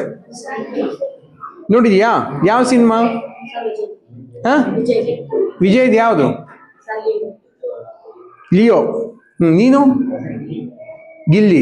ಇನ್ಯಾವನಪ್ಪ ನೀನು? ಜನನಾಯಕನ್. ಈಗ ಓಕೆ. ಒಂದು ವೇಳೆ ನೋಡಿರ್ತೀರಾ ಅಂತ ಹೇಳಿದ್ರೆ ನೋಡಿ, ಇಡೀ ಕ್ಲಾಸಲ್ಲಿ 3-4 ಜನ ಕೈ ಎತ್ತುತ್ತಾ ಇದ್ದೀರಾ ಅಂದ್ರೆ ನಿಂದು ಯಾವ್ದಪ್ಪ? IPL. ಅದು ಸಿನಿಮಾ ಇದೆಯಾ IPL ಅಂತ? ಓಕೆ ಆಯ್ತಾ. ಇವತ್ತಿನ ಮಕ್ಕಳಿಗೆ ಒಂದು ಸಿನಿಮಾನ ಸಂಪೂರ್ಣವಾಗಿ ನೋಡ್ಲಿಕ್ಕಾಗಲ್ಲ. ನೀವು ಫಿಲ್ಮ್ ಥಿಯೇಟ್ರಲ್ಲಿ ಹೋಗಿ ಕೂತಿದ್ರೆ ಮೊಬೈಲ್ ಇರುತ್ತೆ, ಒಳ್ಳೆ ಹೀರೋ ಎಂಟ್ರಿ ಬರುತ್ತೆ, ಮೊಬೈಲ್ ಎತ್ತಿ ರೆಕಾರ್ಡ್ ಮಾಡ್ತಿರ್ತಾರೆ. ಎಷ್ಟು ಜನ ಓಪನ್ ಮಾಡ್ತಾರೆ? ಸೊ ಆ ಮೂವಿನ ನೀವು ರಿಯಲ್ ಲೈಫಲ್ಲಿ ಎಂಜಾಯ್ ಮಾಡೋಕ್ಕಾಗಲ್ಲ. ದಸರಾ ಅಂಬಾರಿ ನೋಡಕ್ ಹೋಗಿರ್ತೀರ ಅಂತ ಇಟ್ಕೊಳ್ಳಿ, ಅಂಬಾರಿ ಅದ್ಭುತವಾಗಿ ಬರ್ತಾ ಇರುತ್ತೆ, ಕಣ್ಣು ತುಂಬಿಸ್ಕೋಬೇಕು ಅನ್ಸುತ್ತೆ, ಅಷ್ಟು ಜನಸಾಗರ, ಅಷ್ಟು ಆನೆ, ಅಂತ ಚಾಮುಂಡೇಶ್ವರಿ ತಾಯಿ. ಸೊ ನೀವೇನ್ ಮಾಡ್ತೀರಾ, ಆ ಟೈಮಲ್ಲಿ ಮೊಬೈಲ್ ತೆಗೆದು ದರಿದ್ರ ಮೊಬೈಲ್ ರೆಕಾರ್ಡ್ ಮಾಡ್ತೀರಾ. ನಿಮ್ಗಿನ್ನ ಚೆನ್ನಾಗಿ ರೆಕಾರ್ಡ್ ಮಾಡಿ ಟಿವಿ ಅವ್ರು ಕೊಡ್ತಾರಲ್ಲ. ಸೊ ಆದ್ರೂ ಸಹ ನೀವೇನ್ ಮಾಡ್ತೀರಾ, ಆ ಸುಂದರವಾದ ಕ್ಷಣಗಳನ್ನ ನಿಮ್ಮ ಕಣ್ಣು ತುಂಬಿಸ್ಕೊಳ್ಳೋದನ್ನೇ ನೀವು ಮರ್ತು ಬಿಟ್ಟಿದ್ದೀರಾ. ಸೊ ಹಾಗಾಗಿ ಮೊಬೈಲ್ ನಿಮ್ಮನ್ನ ಕಂಪ್ಲೀಟ್ ಆಗಿ ತನ್ನ ಕಡೆಗೆ ಸೆಳ್ಕೊಬಿಡ್ತಾ ಇದೆ. ಸೊ ಒಂದು ಕ್ಲಿಯರ್ ಆಗಿ ತಿಳ್ಕೊಳ್ಳಿ ಮಕ್ಕಳ, ಒಂದು ಕ್ಲಿಯರ್ ಆಗಿ ತಿಳ್ಕೊಳ್ಳಿ, ನೀವು ಮೊಬೈಲ್ ಬಳಸ್ತಾ ಇದ್ರೆ ಖಂಡಿತ ತಪ್ಪಲ್ಲ, ಆದ್ರೆ ಮೊಬೈಲೇ ನಿಮ್ಮನ್ನು ಬಳಸ್ತಾ ಇದ್ರೆ ತಪ್ಪು. ಸೊ ಯಾವುದೋ ಒಂದು ಸಿನಿಮಾದಲ್ಲಿ ಹೇಳ್ತಾರಲ್ಲ, ನಾಯಿ ಬಾಲ ಅಲ್ಲಾಡಿಸ್ಬೇಕು, ಬಾಲ ನಾಯಿನ ಅಲ್ಲಾಡಿಸ್ಬಾರ್ದು ಅಂತ. ಸೊ ಏನಾಗ್ತಾ ಇದೆ, ನೀವು ಮೊಬೈಲ್ ಬಳಸ್ತಾ ಇಲ್ಲ, ಮೊಬೈಲೇ ನಿಮ್ಮನ್ನು ಬಳಸ್ತಾ ಇದೆ. ನೀವು ಮೊಬೈಲಲ್ಲಿ ನಿಮಗೇನ್ ಬೇಕೋ ಅದನ್ನ ನೋಡ್ತಾ ಇಲ್ಲ, ಮೊಬೈಲ್ ತೋರ್ಸೋ ಎಲ್ಲವನ್ನು ನೀವು ನೋಡ್ತಾ ಇದ್ದೀರಾ ಅಂದ್ರೆ ಮೊಬೈಲ್ ನಿಮಗ್ ಗುಲಾಮ ಅಲ್ಲ, ನೀವು ಮೊಬೈಲ್ಗೆ ಗುಲಾಮ ಆಗಿದ್ದೀರಾ. ಸೊ ಆಗಿದ್ಮೇಲೆ ಇತ್ತೀಚೆಗೆ ಇನ್ನೊಂದು ಏನ್ ಬರ್ತಾ ಇದೆ ಅಂತ ಹೇಳಿದ್ರೆ, ಮೊಬೈಲಲ್ಲಿ ಗೇಮ್ಸ್ ಆಡೋದು. ನಾನು ಹಿಂಗೆ ಮನೆಯಲ್ಲಿ ಕೂತಿದ್ದೆ, ನಮ್ಮ ಮನೆಗೆ ನನ್ನ ತಂಗಿ ಮಗ ಬಂದಿದ್ದ, ನನ್ನ ತಂಗಿ ಮಗ ನಮ್ಮ ಅತ್ತೆ ಮಗ ಇಬ್ರು ಬಂದಿದ್ದಾರೆ. ಇಬ್ರು ಬಂದು ನಾನು ಮಲಗಿದ್ದೀನಿ, ಮಲಗಿರ್ಬೇಕಾದ್ರೆ ಮಗ ಮಗ ಬಂದೆ ಕಣ ಲೋ ಲೋ ಆ ಕಡೆ ಬಂದ, ಆ ಕಡೆ ಹೊಡಿಯೋ ಹೊಡಿಯೋ ಹೊಡಿಯೋ ಹೊಡಿಯೋ ಅಂದ ತಕ್ಷಣ ನಾನು ಎದ್ದು ಬೆಡ್ಶೀಟಲ್ಲೇ ಎತ್ಬಿಟ್ಟು ಬಾಗಲ್ ತೆಗೆದ್ಬಿಟ್ಟು ಯಾವನು ಅಂತ ಹೊರಗಡೆ ಬಂದು ನೋಡ್ತಾ ಇದ್ದೀನಿ. ಅವ್ರು ಎಲ್ಲಿ ಹೆಂಗ್ ಆಡ್ತಿದ್ದಾರೆ ಮೊಬೈಲಲ್ಲಿ. ಯಾವ್ದಾದ್ರು ಗೇಮು, ಯಾವುದು ಫ್ರೀ ಫೈರು ಆಯ್ತಾ, ಇನ್ನೊಂದು ಯಾವುದು ಸ್ವಲ್ಪ ಬ್ಯಾನ್ ಆಗಿದೆ ಅನ್ಸುತ್ತದು, ಈಗ ಯಾವ್ದಿದೆ ಫ್ರೀ ಫೈರು. ಯಾರ ಕೈಯಲ್ಲಿ ನೋಡಿ ಇಟ್ಕೊಂಡು ಗೇಮ್ ಆಡ್ತಿದ್ದೀರಾ. ಸೊ ಈ ಗೇಮ್ ನಿಮ್ಮನ್ನ ಎಷ್ಟು ಅಡಿಕ್ಷನ್ ಮಾಡ್ತಾ ಇದೆ ಅಂತ ಹೇಳಿದ್ರೆ, ಈ ಗೇಮ್ ಇಂದ ಉತ್ತರ ಕರ್ನಾಟಕದಲ್ಲಿ ಗೇಮ್ ಆಡ್ಬೇಡ ಅಂತ 9ನೇ ತರಗತಿ ಹುಡುಗನ್ಗೆ ಹೇಳಿದ್ದಕ್ಕೆ ಆ ಹುಡುಗ ಅವನ ಮನ್ಸಿನ ಮೇಲೆ ಎಂತ ಗೇಮ್ ಪರಿಣಾಮ ಬೀರಿದೆ ಅಂದ್ರೆ ಯೋಚನೆ ಮಾಡಿ. ಅವ್ರ ಮನೆ, ಅವ್ರ ತಂದೆ ತಾಯಿ ಮತ್ತೆ ಅವ್ರ ಅಕ್ಕನಿಗೆ ಆತ ಚಾಕುವಿನಿಂದ ಚುಚ್ಚಿದಾನೆ. ಸೊ ಅಷ್ಟು ಪ್ರಮಾಣಕ್ಕೆ ಮೊಬೈಲ್ ಗೇಮ್ಸ್ ನಿಮ್ಮನ್ನ ಕರ್ಕೊಂಡು ಹೋಗುತ್ತೆ. ಹುಷಾರಾಗಿರಿ. ಆ ಮೊಬೈಲ್ ಗೇಮ್ಸ್ ನಿಮ್ಗೆ ಕ್ಷಣಿಕವಾದ ಸಂತೋಷವನ್ನ ಕೊಡ್ತಾ ಇದೆ, ಫೇಕ್ ಹ್ಯಾಪಿನೆಸ್ ಅನ್ನ ಕೊಡ್ತಾ ಇದೆ. ಅದ್ರ ಬದಲು ಫೀಲ್ಡ್ ಅಲ್ಲಿ ವಾಲಿಬಾಲ್ ಆಡಿ, ಬ್ಯಾಡ್ಮಿಂಟನ್ ಆಡಿ, ಖೋಖೋ ಆಡಿ, ಕಬಡ್ಡಿ ಆಡಿ. ಸೊ ಅದು ನಿಮ್ಗೆ ಎಕ್ಸಸೈಸ್ ಆದಂಗೆ ಆಗುತ್ತೆ. ನಿಮ್ಗೆ ಸೋತ್ರು ಸಹ ಸೋಲನ್ನು ಒಪ್ಕೊಳ್ಳುವಂತ ಗುಣಗಳನ್ನು ಕಲಿಸುತ್ತೆ. ಸೊ ಮೊಬೈಲಲ್ಲಿ ನೀವು ಗೆಲ್ಲೇಬೇಕು ಅಂತ ಆಡ್ತಿರ್ತೀರಾ. ನೀವು ಮೊಬೈಲಲ್ಲಿ ಇದೆ ಅಂತ ಫ್ರೀ ಫೈರ್ ಅಲ್ಲಿ ಸೋಲ್ಬೋದಾ? ಸೋಲಕ್ಕಾಗತ್ತಾ? ಆಪ್ಷನ್ ಇದೆಯಾ ಸೋಲೋದ್ರಲ್ಲಿ? ಆಪ್ಷನ್ ಇದೆಯಾ ಫ್ರೀ ಫೈರ್ ಅಲ್ಲಿ ಸೋಲ್ಬೋದಾ? ಸೋತೋಗ್ತೀರಾ? ಆಗುತ್ತಾ? ಸೊ ನಂಗೆ ಗೊತ್ತಿಲ್ಲ, ನಾನು ಆಡಿಲ್ಲ. ಸೊ ಏನಿಲ್ಲ, ಮಾತಾಡು.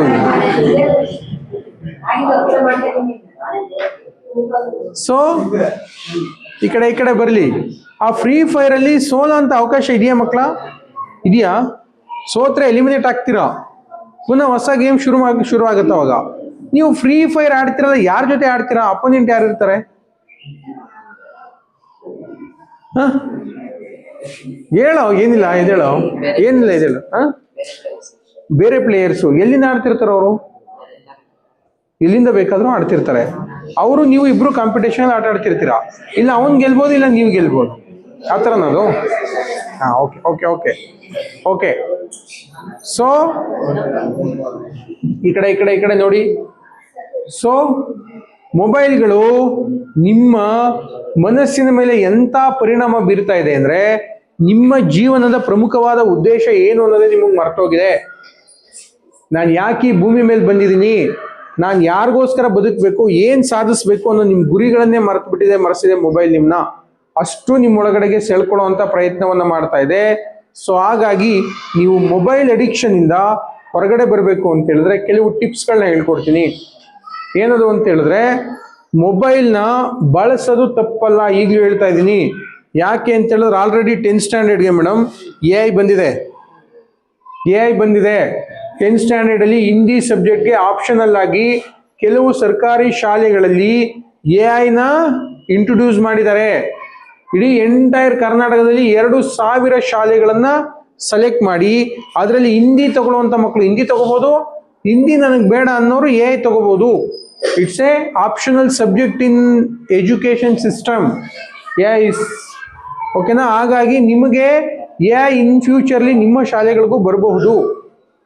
ಸೊ ಶಾಲೆಗಳಲ್ಲೇ ನಿಮ್ಗೆ ಮೊಬೈಲ್ ಕೊಡ್ಬೋದು, ಅಥವಾ ಮನೆಯಿಂದ ತಗೊಬನ್ನಿ ಅಂತ ಹೇಳ್ಬೋದು, ಅಥವಾ ಇಲ್ಲಿರುವಂಥ ಟೆಕ್ನಾಲಜಿ ಯೂಸ್ ಮಾಡಿ ನಿಮಗೆ ಟೀಚ್ ಮಾಡ್ಬೋದು. ಹಾಗಾಗಿ ಮೊಬೈಲ್ನ ಸಂಪೂರ್ಣವಾಗಿ ಬಿಡ್ರಿ ಅಂತ ಹೇಳಲ್ಲ, ನಿಮ್ಮ ಅನುಕೂಲಕ್ಕೆ ತಕ್ಕ ಹಾಗೆ ಅದನ್ನ ಬಳಸ್ರಿ ಅಂತ ಹೇಳ್ತೀನಿ. ಫಾರ್ ಎಕ್ಸಾಂಪಲ್, ಈಗ ಒಂದು ಪುಟ್ಟ ಮಗು ಇರುತ್ತೆ, ಒಂದು 8 ತಿಂಗಳು ಮಗು ಅಥವಾ 1 ವರ್ಷ 2 ವರ್ಷದ ಮಗು, ಅದ್ರ ಕೈಗೆ ಒಂದು ಶಾರ್ಪ್ ಆಗಿರುವಂಥ ಚಾಕು ಕೊಡ್ತೀರಾ ಅಂತ ಇಟ್ಕೊಳ್ಳಿ. ಅದು ಮಿಸ್ ಆಗಿ ಎತ್ಕೊಬಿಡುತ್ತೆ ಶಾರ್ಪ್ ಆಗಿರುವಂಥ ಚಾಕುನ. ಸೊ ನೀವು ಆ ಮಗು ಹತ್ರ ಚಾಕುನ ಅದೇನಾದ್ರೂ ಮಾಡ್ಲಿ ಅಂತ ಸುಮ್ಮನೆ ಬಿಟ್ಬಿಟ್ಟು ನೋಡ್ತೀರಾ? ಏನ್ ಮಾಡ್ತೀರಾ? ಜೋರಾಗಿ ಹಿಂಗೆ ಕಿತ್ಕೊಬಿಡ್ತೀಯಾ? ಹೆಂಗ್ ಕಿತ್ಕತೀಯಾ? ಫುಲ್ ಹರಿತವಾದ ಚಾಕು ಇದೆ ಮಗು ಹತ್ರ, ಸಡನ್ ಆಗಿ ಹಿಂಗ್ ಕಿತ್ಕೋತೀರಾ? ಹೆಂಗ್ ಇಸ್ಕೋತೀರಾ ಮಗು ಹತ್ರ? ನೈಸ್ ಮಾಡಿ ಕೊಡುಕಂದ, ಏನ್ ಬಿಡಪ್ಪ ಬಿಡಪ್ಪ ಕೊಡಿ ಕೊಡಿ ಮೇಲೆ ಮೇಲೆ ಮೇಲೆ ಮೇಲೆ ಮೇಲೆ ಕೊಡು ಅಂತ ನಿಧಾನವಾಗಿ ಇಸ್ಕೋತೀರಾ. ಯಾಕೆ ನಿಧಾನವಾಗಿ ಇಸ್ಕೋತೀರಾ ಅಲ್ವಾ? ಸೊ ಯಾಕೆ ಮಗು ಹತ್ರ ಚಾಕು ಇಸ್ಕೊಂಡ್ರಿ? ಅದೇ ನಿಮ್ಮ ಅಮ್ಮ ತರಕಾರಿ ಕಟ್ ಮಾಡ್ತಿರ್ತಾರೆ ಮನೇಲಿ, ನಿಮ್ಮ ಅಮ್ಮನ ಹತ್ರನ ಹೋಗಿ ಅಮ್ಮ ಏನಾದ್ರೂ ಆಗ್ಬಿಡ್ತದೆ ಕೊಡಮ್ಮ ಕೊಡಮ್ಮ, ಮೆಲ್ಲಗೆ ಕೊಡಮ್ಮ ಕೊಡು ಮೆಲ್ಲಗೆ ಅಂತ ಇಸ್ಕೊತೀರಾ? ಇಲ್ಲ ಅಲ್ಲ? ಯಾಕೆ ನಿಮ್ಮ ಅಮ್ಮನ ಹತ್ರ ಇಸ್ಕೊಳ್ಳಲ್ಲ? ನಿಮ್ಮ ಅಮ್ಮನ್ಗೆ ಅದನ್ನ ಯೂಸ್ ಮಾಡೋದು ಹೆಂಗೆ ಅಂತ ಗೊತ್ತಿರುತ್ತೆ ಚಾಕುನ. ಸೊ ಆ ಪುಟಾಣಿ ಮಗುಗೆ ಆ ಚಾಕು ಯೂಸ್ ಮಾಡೋದು ಹೆಂಗೆ ಅಂತ ಗೊತ್ತಿಲ್ಲ. ಸೊ ಹಾಗೆ ನಿಮ್ಗಳಿಗೆ ಈ ವಯಸ್ಸಲ್ಲಿ ಮೊಬೈಲ್ ಉಪಯೋಗ ಮಾಡೋದು ಹೆಂಗೆ ಅಂತ ಗೊತ್ತಿಲ್ಲ. ಸೊ ಹಾಗಾಗಿ ಮೊಬೈಲನ್ನು ನಿಮ್ಮ ಮನೆಯವರು ನಿಮ್ಮಿಂದ ಕಿತ್ಕೋತಾರೆ, ಯಾಕೆಂದ್ರೆ ಮೊಬೈಲಿಂದ ಅಪಾಯ ಇದೆ ಅಂತ. ಸೊ ಹಾಗಾಗಿ ನಿಮಗೆ ಉಪಯೋಗ ಮಾಡೋದು ಹೆಂಗೆ ಅಂತ ಗೊತ್ತಾದ್ಮೇಲೆ ನೀವೇ ಅದ್ರ ಉಪಯೋಗ ಮಾಡ್ತೀರಾ. ಸೊ ನೀವು ಮೊಬೈಲಿಂದ ಸಾಧ್ಯವಾದಷ್ಟು ದೂರ ಇರ್ರಿ, ಅದರಲ್ಲೂ ಆನ್ಲೈನ್ ಗೇಮ್ಗಳಿಂದ ದೂರ ಇರ್ರಿ. ಓಕೆ, ಈಗ ಗೌರ್ಮೆಂಟೇ ಆರ್ಡರ್ ಮಾಡಿದೆ ಏನಂತ ಹೇಳಿದ್ರೆ, ಮೊಬೈಲಲ್ಲಿ ನೋಟ್ಸು ಹೋಮ್ವರ್ಕ್ಗಳನ್ನ ಕೊಡೋಂಗಿಲ್ಲ, ಗೌರ್ಮೆಂಟ್ ಶಾಲೆಗಳಲ್ಲಿ ಮೊಬೈಲ್ ಬ್ಯಾನ್ ಅಂತ. ಸೊ ಮಕ್ಕಳುಗಳ ಕೈಯಲ್ಲಿ ಮೊಬೈಲ್ ಕೊಡಬಾರ್ದು ಅಂತ ಆರ್ಡರ್ ಆಗಿದೆ. ಸೊ ಹಾಗಾಗಿ ನೀವು ಎಚ್ಚರಿಕೆಯಿಂದ ಮೊಬೈಲ್ ಬಳಸಬೇಕು. ಮೊಬೈಲ್ ಬಗ್ಗೆ ಮಾತಾಡೋದಾದ್ರೆ ನಮ್ಮ ಹತ್ರ ತುಂಬ ವಿಷಯಗಳಿದ್ದಾವೆ. ಅದು ಹೆಂಗೆ ಕೆಲಸ ಮಾಡುತ್ತೆ, ಯಾವ ಥರ ವರ್ಕ್ ಮಾಡುತ್ತೆ, ಅದ್ರ ಉಪಯೋಗಗಳೇನು, ಅದರ ಅನಾನುಕೂಲಗಳೇನು ಹೇಳ್ತಾ ಹೋದರೆ ನಮ್ಗೆ ತುಂಬ ಸಮಯ ಆಗ್ಬಿಡುತ್ತೆ. ಸೊ ಸಮಯ ಸಾಕಾಗಲ್ಲ. ಹಾಗಾಗಿ ಇನ್ನೊಂದು ಸರಿ ಯಾವಾಗಾದರೂ ಬಂದು ನಿಮ್ಮ ಕ್ಲಾಸಲ್ಲಿ ನಾವು ಮೊಬೈಲ್ ಬಗ್ಗೆ ಮಾತಾಡುವ. ಸೊ ಥ್ಯಾಂಕ್ ಯು, ತುಂಬ ಖುಷಿ ಆಯಿತು ನಿಮ್ಮನ್ನೆಲ್ಲ ನೋಡಿ. ತುಂಬ ತಾಳ್ಮೆಯಿಂದ 1.25 ಗಂಟೆ ನೀವು ಕೂತಿದ್ದೀರಾ. I am very happy. ಓಕೆನಾ? Thank you.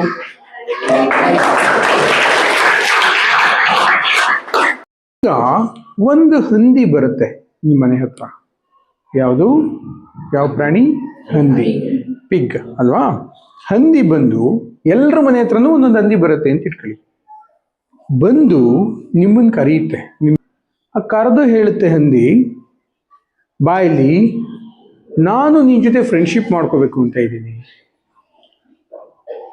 ಹಂಗಂದಾಗ ಜೊತೆಗೆ ಯಾಕೆ ಅಂತ ಕೇಳಿದಾಗ ಅದು ಹೇಳುತ್ತೆ ಹಂದಿ, ನಾನು ನಿನ್ನ ಜೊತೆ ಫ್ರೆಂಡ್ಶಿಪ್ ಮಾಡ್ಕೊಂಡ್ರೆ ನಿನಗೆ ಒಳ್ಳೊಳ್ಳೆ ಫುಡ್ ಕೊಡಿಸ್ತೀನಿ. ಸೊ ಎಂಥ ಫುಡ್ ಕೊಡಿಸ್ತೀನಿ ಅಂದರೆ ಆ ಫುಡ್ಡನ್ನು ತಿಂತಾ ಇದ್ರೆ ತಿಂತಲೇ ಇರಬೇಕು ಅನ್ಸುತ್ತೆ. ಮಜಾ ಫುಡ್ಡು, ಬಾಯಲ್ಲಿ ಇಟ್ಕೊಂಡ್ರೆ ಹಂಗೆ ಕರ್ರಿಗೆ ಹೋಗುತ್ತೆ. ಸೊ ಅದ್ಭುತವಾದಂಥ ಫುಡ್ ಕೊಡಿಸ್ತೀನಿ, ಬಾ ಚಿನ್ನು ನನ್ನ ಜೊತೆ ಬಾ ಅನ್ನತ್ತೆ. ಬಂಗಾರಿ ಮುದ್ದು ನನ್ನ ಜೊತೆ ಬಾ, ನಿನ್ಗೆ ಒಳ್ಳೊಳ್ಳೆ ಫುಡ್ ಕೊಡಿಸ್ತೀನಿ, ಅದ್ಭುತವಾದ ಫುಡ್ ಕೊಡಿಸ್ತೀನಿ, ನನಗೆ ಫುಡ್ ಇರೋ ಜಾಗಗಳೆಲ್ಲ ಗೊತ್ತು ಅಂತ ಹಂದಿ ಕರೆಯುತ್ತೆ. ಸೊ ನೀವು ಹೋಗ್ತೀರಾ? ಎಲ್ರೂ ಕೇಳ್ತಾ ಇದ್ದೀನಲ್ವಾ, ಹೋಗ್ತೀರಾ? ಹೋಗಲ್ಲ? ಅದೇ ಒಂದು ಗಿಳಿ ಬರುತ್ತೆ. ಗಿಳಿ ಬಂದು ನಿಮ್ಮನ್ನು ಕರೆಯುತ್ತೆ, ನಾನು ಮಾವಿನ ಹಣ್ಣನ್ನು ನೋಡಿದ್ದೀನಿ, ಅದ್ಭುತವಾದ ರುಚಿಭರಿತವಾದ ಮಾವಿನ ಹಣ್ಣಿದೆ. ಸೀಬೆ ಹಣ್ಣನ್ನು ನೋಡಿದ್ದೀನಿ, ಪಪ್ಪಾಯ ನೋಡಿದ್ದೀನಿ, ಸಖತ್ತಾಗಿರುತ್ತೆ ರುಚಿ. ಸೊ ನಿನ್ಗೆ ಹಾರದನ್ನು ಹೇಳ್ಕೊಡ್ತೀನಿ, ಅದ್ಭುತವಾದ ಜಗತ್ತನ್ನು ತೋರಿಸ್ತೀನಿ, ಜೊತೆಗೆ ನಿನಗೆ ತುಂಬ ಸುಮಧುರವಾಗಿ ಮಾತಾಡೋದನ್ನು ಹೇಳ್ಕೊಡ್ತೀನಿ. ಬಾ ಅಂತ ಗಿಳಿ ಕರೆಯುತ್ತೆ. ಹೋಗ್ತೀರಾ? ಗಿಳಿ ಕರೆದ್ರೆ ಹೋಗಲ್ಲ, ಎಲ್ಲ ನಿಮ್ಗೆ ಒಳ್ಳೊಳ್ಳೆ ಹೇಳ್ಕೊಡುತ್ತಲ್ಲ. ಸೊ ಗಿಳಿ ಕರೆದ್ರೆ ನಾನು ಹೋಗ್ತೀನಿ. ಯಾಕಂದರೆ ನನಗೆ ಯಾರು ಒಳ್ಳೇದು ಹೇಳ್ಕೊಡ್ತಾರೋ ಅಲ್ಲಿಗೆ ನಾನು 100% ಹೋಗೇ ಹೋಗ್ತೀನಿ. ಯೋಚನೆ ಮಾಡಿ, ಈ ಹಂದಿ ತರಹ ಹಂದಿ ಯಾವ ಫುಡ್ ತಿನ್ನುತ್ತೆ ಅಂತ ಗೊತ್ತಲ್ಲ. ಸೊ ನಾವು ಅದ್ರ ಫುಡ್ಡನ್ನು ಅವಮಾನ ಮಾಡ್ತಿಲ್ಲಪ್ಪ, ಅದ್ರ ಫುಡ್ ಅದಕ್ಕೆ ಖುಷಿ, ಅದು ಎಂಜಾಯ್ ಮಾಡ್ಕೊಂಡು ತಿನ್ನುತ್ತೆ. ಸೊ ಅದ್ರ ಫುಡ್ನ ನೀವು ಎಂಜಾಯ್ ಮಾಡ್ಕೊಂಡು ತಿನ್ನೋಕ್ಕಾಗತ್ತೆ? ಹಂದಿ ಫುಡ್ನ ಎಂಜಾಯ್ ಮಾಡ್ಕೊಂಡು ತಿಂತೀರಾ ಮಕ್ಕಳ? ಸೊ ಅದ್ರ ಫುಡ್ ಅದಕ್ಕೆ. ಸೊ ಈಗ ಕೆಲವು ಕೆಟ್ಟ ಸ್ನೇಹಿತರು ಇರ್ತಾರೆ. ಅವರು ಯಾರು ಅಂದರೆ ನಿಮ್ಮನ್ನು ಸ್ಕೂಲಿಗೆ ಬಂಕ್ ಮಾಡಿಸ್ತಾರೆ, ನಿಮಗೆ ಸಿಗರೇಟ್ ಸೇರಿಸ್ತಾರೆ, ಕರ್ಕೊಂಡೋಗಿ ಏನೋ ಕುಡಿಸ್ತಾರೆ, ಏನೋ ತಿನ್ನಿಸ್ತಾರೆ, ಸುಮ್ಮನೆ ಸುತ್ತಿಸ್ತಾರೆ, ಕೆಟ್ಟ ಕೆಟ್ಟ ಸಿನಿಮಾಗಳನ್ನು ತೋರಿಸ್ತಾರೆ, ಕೆಟ್ಟ ಕೆಟ್ಟ ವಿಡಿಯೋಗಳನ್ನು ತೋರಿಸ್ತಾರೆ. ಇವರೆಲ್ಲ ಹಂದಿ ತರಹದ ವ್ಯಕ್ತಿಗಳು. ಸೊ ಗಿಳಿ ತರಹದ ವ್ಯಕ್ತಿಗಳು ನಿಮ್ಮನ್ನು ಲೈಬ್ರರಿ ಕರ್ಕೊಂಡು ಹೋಗ್ತಾರೆ, ನಿಮ್ಮ ಕಾಲೇಜಿಗೆ ಕರ್ಕೊಂಡು ಬರ್ತಾರೆ, ಸೆಮಿನಾರ್ಗಳಿಗೆ ಕರ್ಕೊಂಡು ಹೋಗ್ತಾರೆ, ವರ್ಕ್ಶಾಪ್ಗಳಿಗೆ ಕರ್ಕೊಂಡು ಹೋಗ್ತಾರೆ, ಒಳ್ಳೊಳ್ಳೆ ಇನ್ಫಾರ್ಮೇಶನ್ ವಿಡಿಯೋಗಳನ್ನ ತೋರಿಸಿ ನಿಮ್ಮಲ್ಲಿ ಬದಲಾವಣೆಗಳನ್ನು ಮಾಡಬೇಕು ಅಂತ ಬಯಸ್ತಾರಲ್ಲ, ಇವರು ಗಿಳಿಯ ತರಹದ ವ್ಯಕ್ತಿಗಳು. ಈಗ ಒಂದು ಹಂದಿ ಬರುತ್ತೆ ನಿಮ್ಮ ಮನೆ ಹತ್ರ. ಯಾವುದು? ಯಾವ ಪ್ರಾಣಿ? ಹಂದಿ, ಪಿಗ್ ಅಲ್ವಾ? ಹಂದಿ ಬಂದು ಎಲ್ಲರ ಮನೆ ಹತ್ರನೂ ಒಂದೊಂದು ಹಂದಿ ಬರುತ್ತೆ ಅಂತ ಇಟ್ಕೊಳ್ಳಿ. ಬಂದು ನಿಮ್ಮನ್ನು ಕರೆಯುತ್ತೆ. ಆ ಕರೆದು ಹೇಳುತ್ತೆ ಹಂದಿ, ಬಾಯಲ್ಲಿ ನಾನು ನಿನ್ನ ಜೊತೆ ಫ್ರೆಂಡ್ಶಿಪ್ ಮಾಡ್ಕೋಬೇಕು ಅಂತ ಇದ್ದೀನಿ. ಹಂಗಂದಾಗ ಜೊತೆಗೆ ಯಾಕೆ ಅಂತ ಕೇಳಿದಾಗ ಅದು ಹೇಳುತ್ತೆ ಹಂದಿ, ನಾನು ನಿನ್ನ ಜೊತೆ ಫ್ರೆಂಡ್ಶಿಪ್ ಮಾಡ್ಕೊಂಡ್ರೆ ನಿನಗೆ ಒಳ್ಳೊಳ್ಳೆ ಫುಡ್ ಕೊಡಿಸ್ತೀನಿ. ಸೊ ಎಂಥ ಫುಡ್ ಕೊಡಿಸ್ತೀನಿ ಅಂದರೆ ಆ ಫುಡ್ಡನ್ನು ತಿಂತಾ ಇದ್ರೆ ತಿಂತಲೇ ಇರಬೇಕು ಅನ್ಸುತ್ತೆ.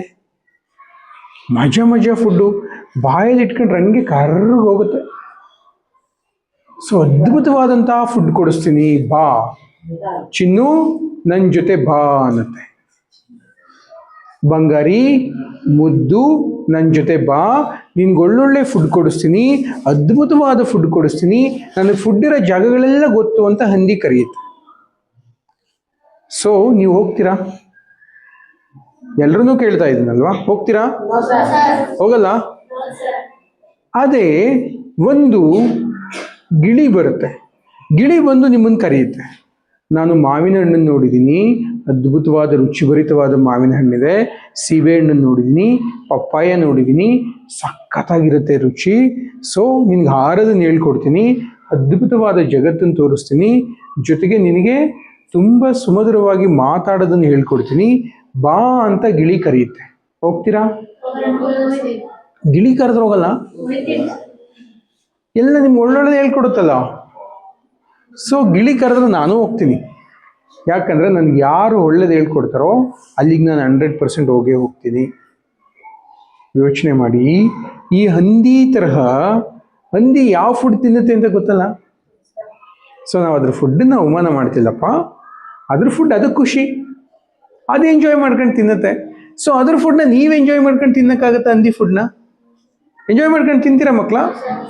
ಸೊ ಅದ್ರ ಫುಡ್ ಅದಕ್ಕೆ. ಸೊ ಈಗ ಕೆಲವು ಕೆಟ್ಟ ಸ್ನೇಹಿತರು ಇರ್ತಾರೆ. ಅವರು ಯಾರು ಅಂದರೆ ನಿಮ್ಮನ್ನು ಸ್ಕೂಲಿಗೆ ಬಂಕ್ ಮಾಡಿಸ್ತಾರೆ, ನಿಮಗೆ ಸಿಗರೇಟ್ ಸೇರಿಸ್ತಾರೆ, ಕರ್ಕೊಂಡೋಗಿ ಏನೋ ಕುಡಿಸ್ತಾರೆ, ಏನೋ ತಿನ್ನಿಸ್ತಾರೆ, ಸುಮ್ಮನೆ ಸುತ್ತಿಸ್ತಾರೆ, ಕೆಟ್ಟ ಕೆಟ್ಟ ಸಿನಿಮಾಗಳನ್ನು ತೋರಿಸ್ತಾರೆ, ಕೆಟ್ಟ ಕೆಟ್ಟ ವಿಡಿಯೋಗಳನ್ನು ತೋರಿಸ್ತಾರೆ. ಇವರೆಲ್ಲ ಹಂದಿ ತರಹದ ವ್ಯಕ್ತಿಗಳು. ಸೊ ಗಿಳಿ ತರಹದ ವ್ಯಕ್ತಿಗಳು ನಿಮ್ಮನ್ನು ಲೈಬ್ರರಿ ಕರ್ಕೊಂಡು ಹೋಗ್ತಾರೆ, ನಿಮ್ಮ ಕಾಲೇಜಿಗೆ ಕರ್ಕೊಂಡು ಬರ್ತಾರೆ, ಸೆಮಿನಾರ್ಗಳಿಗೆ ಕರ್ಕೊಂಡು ಹೋಗ್ತಾರೆ, ವರ್ಕ್ಶಾಪ್ಗಳಿಗೆ ಕರ್ಕೊಂಡು ಹೋಗ್ತಾರೆ, ಒಳ್ಳೊಳ್ಳೆ ಇನ್ಫಾರ್ಮೇಶನ್ ವಿಡಿಯೋಗಳನ್ನ ತೋರಿಸಿ ನಿಮ್ಮಲ್ಲಿ ಬದಲಾವಣೆಗಳನ್ನು ಮಾಡಬೇಕು ಅಂತ ಬಯಸ್ತಾರಲ್ಲ, ಇವರು ಗಿಳಿಯ ತರಹದ ವ್ಯಕ್ತಿಗಳು. ಸೊ ಹಾಗಿದ್ರೆ ನಿಜವಾದ ಹೀರೋ ಯಾರು? ನಿಮ್ಮಪ್ಪ ನಿಜವಾದ ಹೀರೋ. ಸೊ ನಿಮಗೋಸ್ಕರ ಕಷ್ಟಪಟ್ಟು ದುಡಿತಾರೆ, ನಿಮಗೋಸ್ಕರ ಹಗಲು ರಾತ್ರಿ ಬೆವರು ಸುರಿಸಿ ದುಡಿತಾರೆ.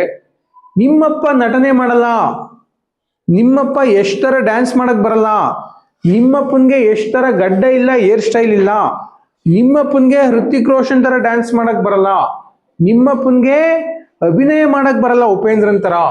ಸೊ ನಿಮ್ಮಪ್ಪ ಯಾವುದೂ ಬರೆದಿದ್ರು ರಿಯಲ್ ಹೀರೋ ನಿಮ್ಮಪ್ಪ. ಯಾಕಂದ್ರೆ ನಿಮಗಾಗಿ ಮನೆ ಕಟ್ತಾರೆ, ನಿಮಗಾಗಿ ಸಂಪಾದನೆ ಮಾಡ್ತಿದ್ದಾರೆ, ನಿಮ್ಮ ಊಟಕ್ಕೋಸ್ಕರ ಸಂಪಾದನೆ ಮಾಡ್ತಿದ್ದಾರೆ.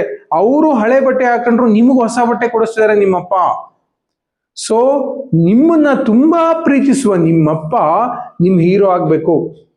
ಸೊ ನಾನು ಯಾರು ನಿಮ್ ಹೀರೋ ಅಂದ್ರೆ ಯಾವ್ದಾದ್ರು ಸಿನಿಮಾ ಹೀರೋಗಳ ಹೆಸರು ಹೇಳ್ತೀರ ನೀವು. ಆದ್ರೆ ನಿಜವಾದ ಹೀರೋ ಯಾರಾಗ್ಬೇಕು? ನಿಮ್ಮಪ್ಪ.